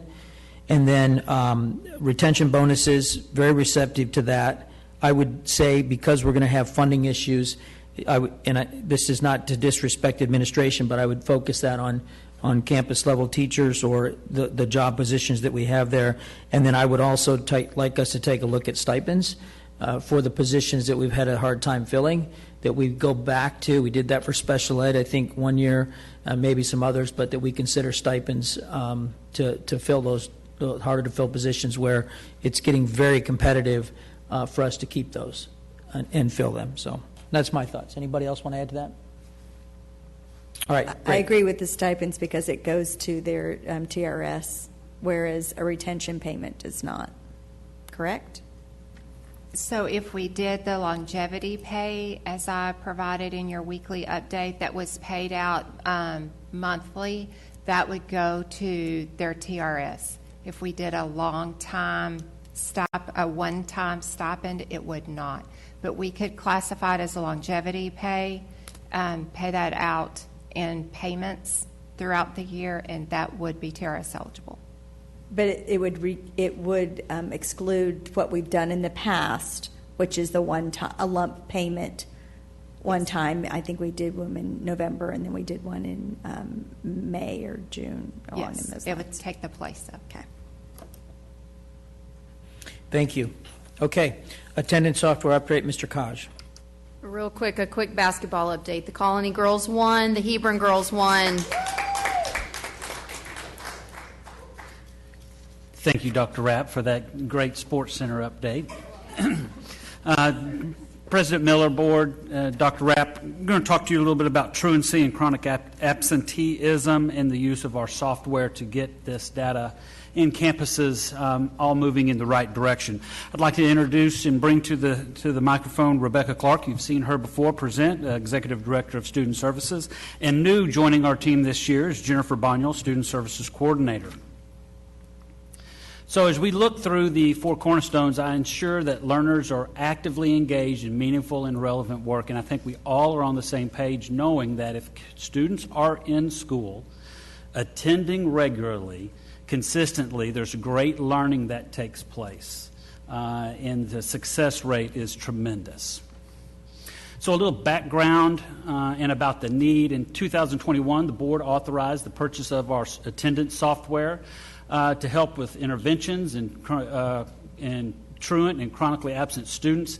As a reminder, Skyward, though tracks attendance, doesn't help us track truancy and chronic absenteeism. And so I think it's important to know that Skyward has a very powerful function, but this attendance software helps us have a window into the daily operations of each campus and the district. This is our second year to utilize this program. We'll show some data covering 3 years, what we had before utilizing this. The second year utilizing this data, bringing Jennifer Bonyel on board to help with truancy. And so with that, I'm going to turn it over to Rebecca Clark to talk to you about unexcused absences, excused absences, and not at school but present. Good evening. So we have not taken the time in some of our previous attendance presentations to really talk to you about how we determine whether an absence is excused or unexcused. So we thought this might be a good time to share some of that information just for your own knowledge. So we'll excuse a student absence anytime they provide us with a note from a healthcare provider. We allow students up to 10 absences, full or partial day, that can be excused for any reason acceptable to the parent, as long as the parent communicates with us about that absence. Anytime they've utilized our COVID call center. And then beyond the 10 parent notes, campus administrators always have the discretion to excuse additional absences for extenuating circumstances. Unexcused would be when the parent doesn't communicate with us. We don't get any notes, we don't get a phone call, an email, they don't respond sometimes if we outreach. This also reduces their available 10 parent notes. So if a student has 10 unexcused absences, they don't also get 10 parent note absences. That would be pretty excessive. If the student skips school without the parent's knowledge, that would be an unexcused absence. And then once they've used their 10 parent notes, any additional absences would require that medical note. So those would be unexcused if they didn't have a doctor's excuse. And then just as a third category there, we have attendance where the student is not at school but is technically considered present by TEA. These are required approvals by the school, and we actually get funding. The most common one is that partial day absence with a medical note. The student leaves early for a doctor's appointment, a dentist appointment. They bring us a note.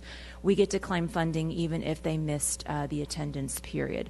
We have some absences for some very specific religious holy days. Those are not religious holidays or just religious observances. There's some very specific lists that we use that are designated as holy days. We allow limited college visits to junior and senior students.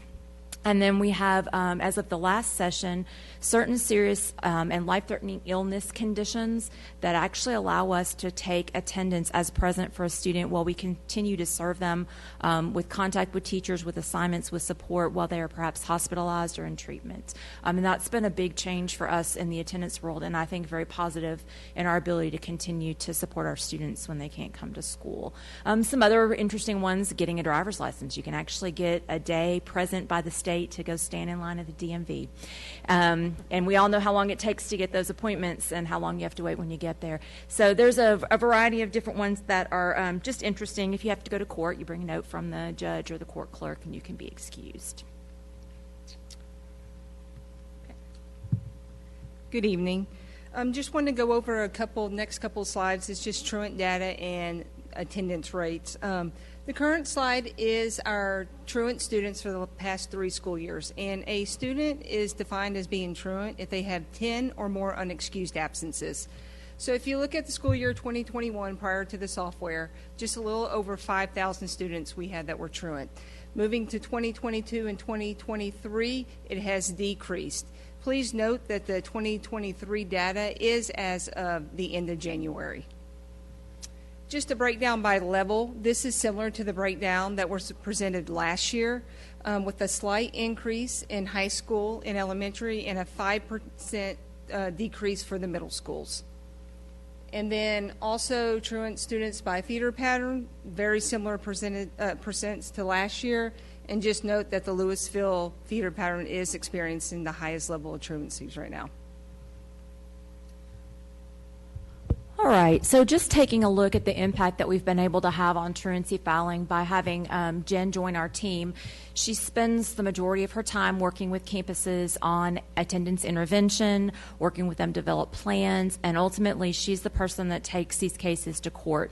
We do still depend on the campus to bring us the case. So once a campus decides that they're ready to file and it's met the criteria, they meet with Jen. Jen helps gather the information, and then she does all the paperwork. She does the filing. She goes to court and presents for the court. We are still continuing to file all our cases in Judge Curbo's court in Lewisville, which we really appreciate them letting us do that in one court instead of 3 or even 4, although we're filling up his docket quite a bit. I think last count today we were up to 146 filings that we've had, which is double the number that we did, almost double the number that we did last year. So you can see that increase. Also, I wanted to point out just a little screenshot that we took from the RAWE software. One of the things that's nice about this software application is it tracks every intervention that the campuses record that they're doing to help improve attendance with students. So we can see it at a district level or a campus level. Any of the campus administrators can see it for their campus. And so last year, we did about 21,000 total documented interventions for the school year. We're already over 17,000 for this school year. Last year we averaged about 2,100 interventions documented a month, and this year we're averaging about 2,800. So a significant increase in documenting those interventions that we're recommending or even requiring as part of truancy intervention. All right. So this is a slide that you guys saw the last time we presented, where we looked at just the different breakdowns of the attendance type, so excused, unexcused, and then even breaking out the COVID absences so you could see that impact. And when we talk about chronic absenteeism, we're looking at all types of absences, whatever the reason, because even though we have a lot of focus on those unexcused absences with truancy, anytime a kid misses school, they're missing learning. So it's important to us that we're keeping our eyes on all of the absences.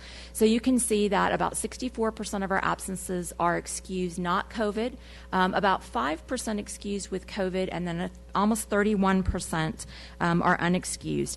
There is some bright things to see here. Some good news is that last year when we looked at this, we were at about 19% were COVID absences. So we've come down significantly in that category of absence. All right, so this is just a little apples to apples snapshot for you so you can see kind of where we were at this point in the year last year. So the blue is last year and the burnt orange is this year, and the first graph top bars show you the total absences, and then the bottom one is unexcused absences. So you can see some definite reductions in those numbers in this same time period from last year. As a reminder, when we look at chronic absenteeism, we're talking about students who miss more than or come to school less than 90% of the time that the class is offered. That could be an unexcused absence or excused. It doesn't matter the reason. We do continue to excuse our documented COVID absences in a way that's not reflected. So we're not considering those as part of this chronic absenteeism number when we look at loss of credit. We're kind of cutting those kids a break still and not penalizing them with loss of credit plans. But you can see that as of the end of January, we have right around 11% of students who are chronically absent. That's a lot of kids missing a lot of school. And when we look further at the campus breakdown, there is a huge difference across the district from campus to campus. Our top three campuses, if I exclude College Street and the Learning Center, which I like to kind of look at in their own little special group because of the unique needs of the students they serve. But when we look at our other campuses, our top three campuses had 39%, 25%, and 24% chronic absenteeism. So we definitely have some campuses with tremendous need in that area. And we've broken it out for you here by feeder pattern. So you can see, again, we're looking at the chronic absenteeism, so all of our absences. The blue showing you the percentage of students who are attending 90% or more, and the yellow those who are less than 90%. And you can see, as you saw with truancy, that the Lewisville feeder pattern continues to be our area of greatest concern, although the Colony has numbers that are very concerning as well. This slide here is a district snapshot that in student services we have the ability to look district-wide. Campuses have their campus-specific data like this. I want to draw your attention to the areas in red. What ROWE, our attendance software, calls it ADA, but really this is an attendance percentage. ADA goes through a lot of washing machines and adds some formulas and some different math to it to get it. But so the attendance percentage, and you can see last year compared to this year, we were at 93.47. This year we're at 95. When we ran this report and did the presentation, it was 95.14, but I believe, correct me if I'm wrong, Ms. Bonyol, we're up to 95.32%. 0.32, so it's even higher today. So, and you can see that increase. So when we talk to campuses, they're able to see where they were before, where they need to work on, and then as a district, we can even track information, and then, you know, communicating with Paige Maloney through the finance department is important with this information as well. All right, so the key takeaways so far this school year, the systems used and the additional staff are having a positive impact on the attendance rate and also truancy. And we're seeing a positive return on investment in time and also resources. Our current attendance rate is just above 95%, and the district has it budgeted at a percentage point above the district's budgeted, And the district has increased the percentage of truant filings within the courts, and we are seeing a significant increase in interventions that are being done on all campuses. Also, kinder, pre-K, 12th grade continue to have the highest percentage of chronically absent students, and the LHS feeder pattern schools have the greatest need for support in truancy and absenteeism intervention. And I know Mr. Kosh mentioned this earlier, we're still showing the parents and the students valuing the importance of regular school attendance dealing with the post-pandemic. All right, and so just our final recommendations. We do recommend that we renew the Rawi software for the 23-24 school year. They continue to be a very strong partner with us. Their software is not perfect, but I have never worked with a company that's more responsive. Their product has changed substantially. Depending on what day it was, he might not like me and call me names, and the next day he'll tell me how great we're making his product for everybody else. So we are pretty demanding with it, and they do a really good job of working to meet the needs of the schools that they serve. So that's encouraging. The ongoing training and support that our campuses get from Ms. Bonyol and her role has been really important, and we're going to hopefully continue to do that. She works both with assistant principals and attendance clerks, and sometimes with principals if they're working that challenge as well. The student services will continue to provide regular updates to the school chiefs on attendance and truancy. One of the things we're doing is creating a data sheet for them that we're delivering to them monthly so they can see some of these numbers on their campuses to use in conversations with principals and to provide their support for those campuses experiencing attendance concerns as well. We do believe it's going to be really important to continue to have all of our stakeholders involved in looking at how effective our current and future interventions are. You know, we have some interventions that we recommend, some things that are required by the state, but it's going to be important as we move forward that we're bringing that campus personnel in to talk to us what's working, what's not working, so we can continue to find interventions that are more and more effective. We do note that prioritizing resources for the LHS feeder pattern is going to be key. We do believe that their needs are the highest, and how we look at resources has to reflect that. We would also like to see all of our campuses, especially in the LHS feeder pattern, but all of them, looking at the home visits as an option more. That's an underutilized strategy that we're seeing. Before I turn it over to questions, I do want to say that we're watching down in Austin. Legislation is being put forth by some to maybe provide more weight or some more teeth to some consequences for those chronic absenteeisms and parents who go along with that role as well. As Dr. Rapp said, nothing is signed, sealed, and delivered yet, but there are some laws out there that are looking to change how truancy and absenteeism impacts a school district, and then also what the judicial system can do to help fix that problem. Open it up for questions. Ms. Taylor. I had a question. First of all, comment. The truancy in the Lewisville feeder pattern is alarming for somebody seeing it for the first time. And I know we talked about prioritization of resources. What resources, I guess, are you prioritizing to target the Lewisville feeder pattern? So currently, the resources that you see would be myself and Jen and our software, and then the campus administrators themselves and the clerks on those campuses. So when it comes to truancy, working with truancy and chronic absenteeism, one of the most important resources is the human capital piece, because what we're finding is, while some of these interventions that can be sort of automated or kind of put through almost an assembly line process. They're good for some kids, but in a lot of these tougher cases where we're really struggling to get kids to school, we're finding is the most effective is the conversations, it's the meetings, it's the knocking on the door, it's hooking them up with the right resources. And in order to figure out what the resources are that a kid or a family needs, you've got to have conversations. And that has been where we've struggled, I think, to pull enough resources towards having those conversations when you're talking about hundreds of kids. And so to me, when I think about prioritizing resources, it's how are we using our human capital in a way that's the most effective to meet that need.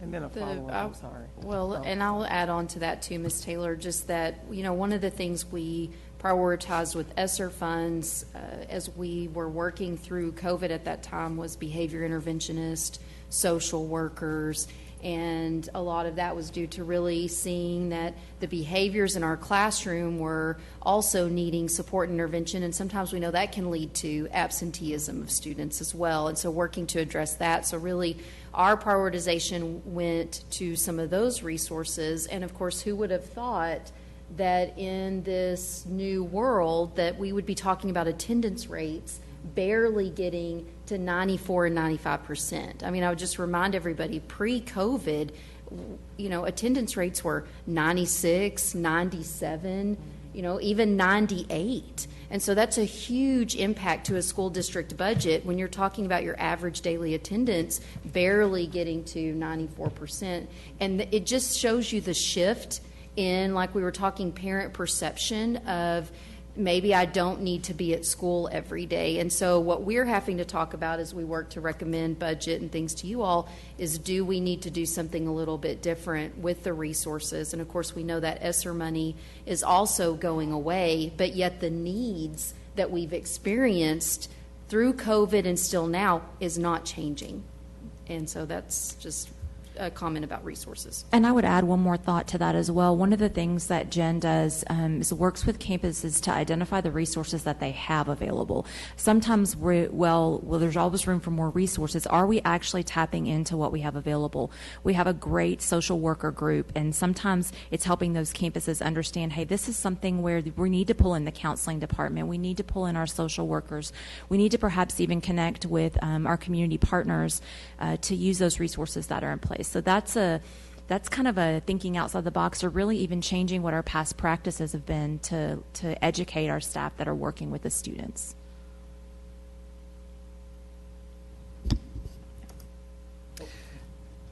No. Okay.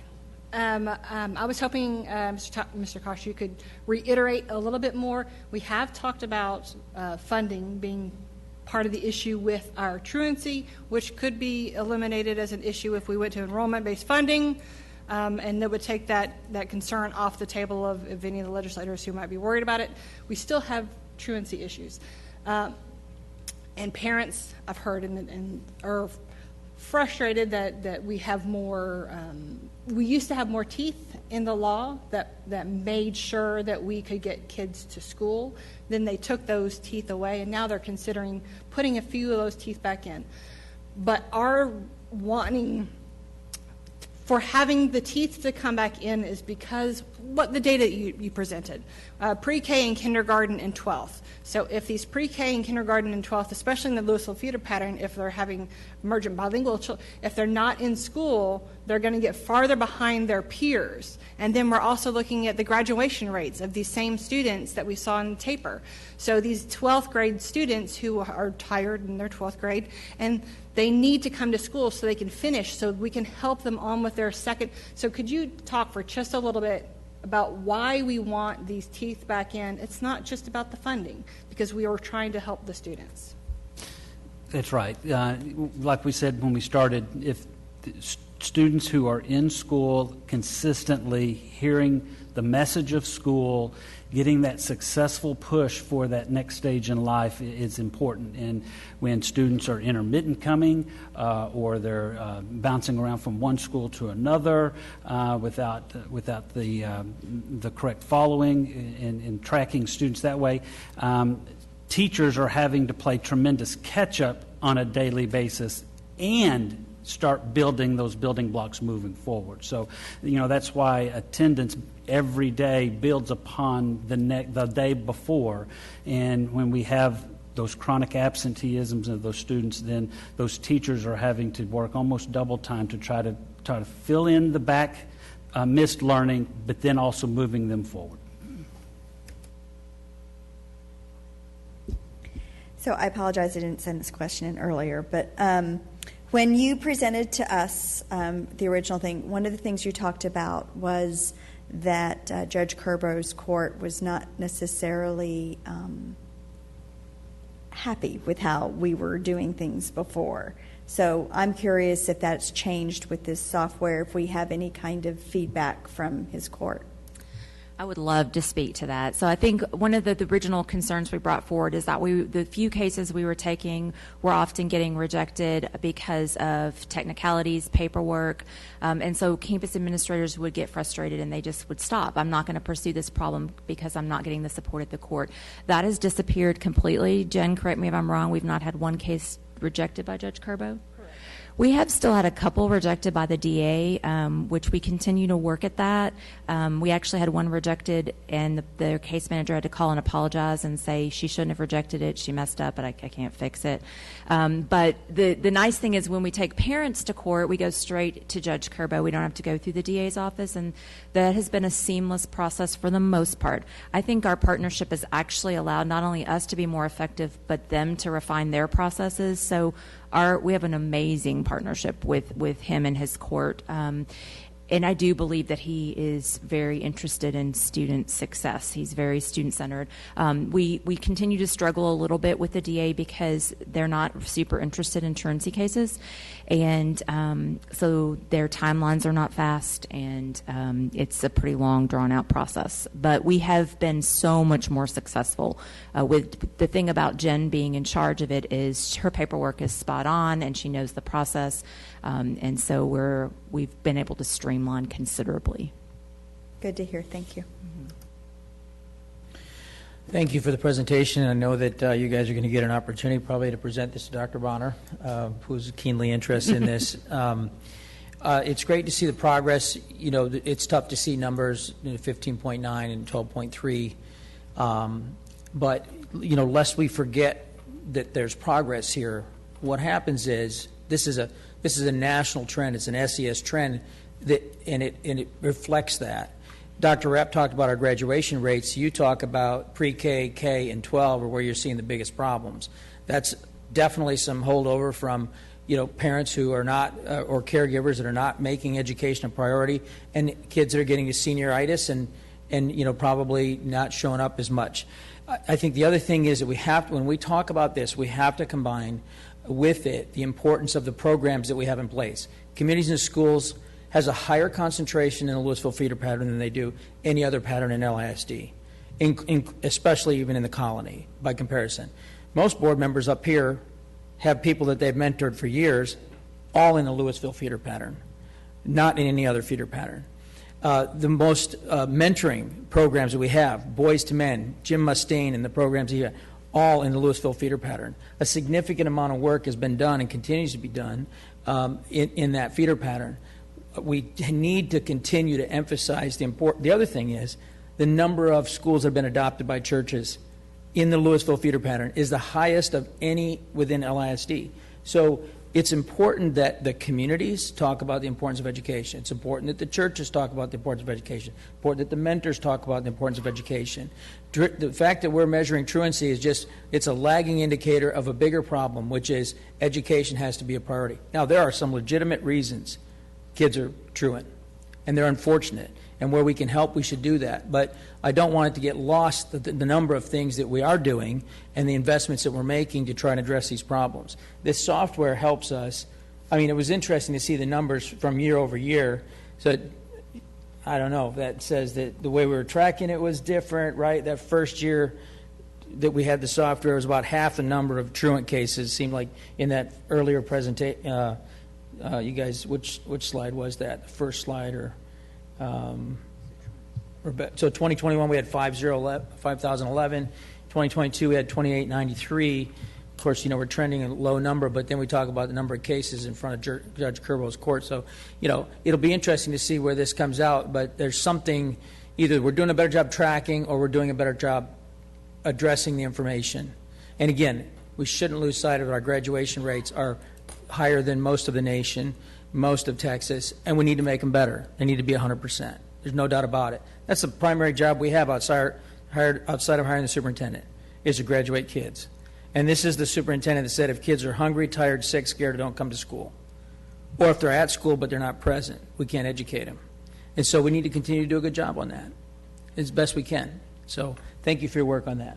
Thank you, Mr. Kodger. I'd like to make just a quick comment on that. I think you're spot on with that. It's the software didn't create the truancy. The software didn't create the absenteeism, but we didn't have a mechanism to look at it and evaluate what we're doing as a district or as a campus specifically. So it is a window into that school building on attendance. Thank you for all your work. Appreciate it. District Intruder Detection Audit Report findings, Dr. Rapp. Yes, I'm going to call Matt Garrett up to the podium. I know we're all thankful for Matt's leadership in our district as he leads us with safety and security. Good evening, Dr. Rapp, members of the board. In the month of January, state audits were conducted at McAuliffe Elementary, Briar Hill Middle School, DeGan Elementary, Lamar Middle School, Independence Elementary, Timber Creek Elementary, Garden Ridge Elementary, and Mill Street Elementary. Any findings from those have been submitted to the Safety and Security Committee, and corrective action plans have been finalized and completed before this board meeting. And we'll be back in February for the additional visits. March. Wow, this month's flown by. Well, hey, Matt, see ya. Thank you. No questions, but you're doing a great job.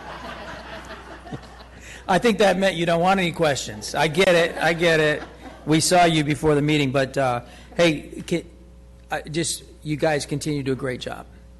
Whether it's monitoring weather, whether we should go back to school, which those are tough decisions and stressful for you guys, or these intruder detections, which the state is having us do in this complex environment. Thank you for the work you guys are doing, and to your team.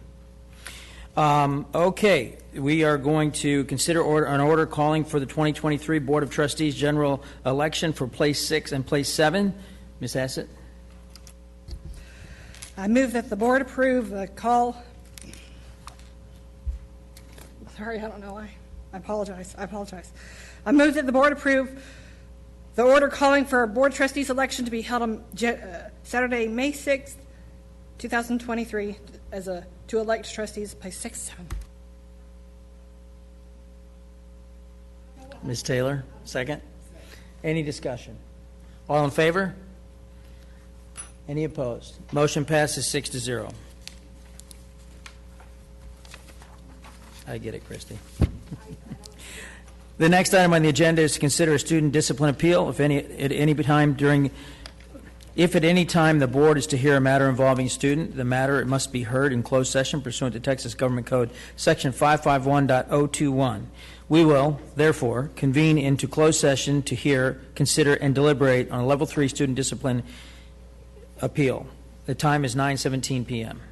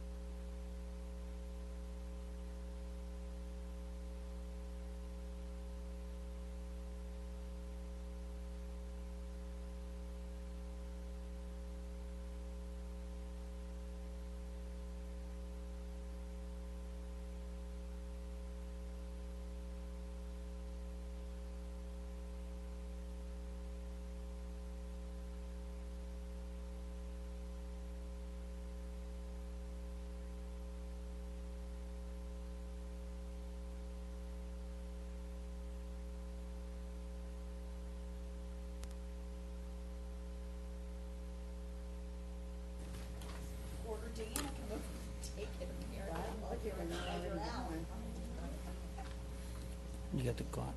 I need. Okay, we're now back on record in open session, having returned from closed session at 10:13 p.m. Does anyone on the board have a motion regarding the student discipline appeal? Mr. Miller, I move that the board take no action on the Level 2 student discipline and instead instruct the superintendent to meet with parent within a reasonable time frame to discuss services in the best interest of the student. Do I have a second? Ms. Hassett, any discussion? All in favor, raise your hand. Any opposed? Motion passes 6-0. If there's no further business, this meeting is adjourned. The time is 10:14 p.m.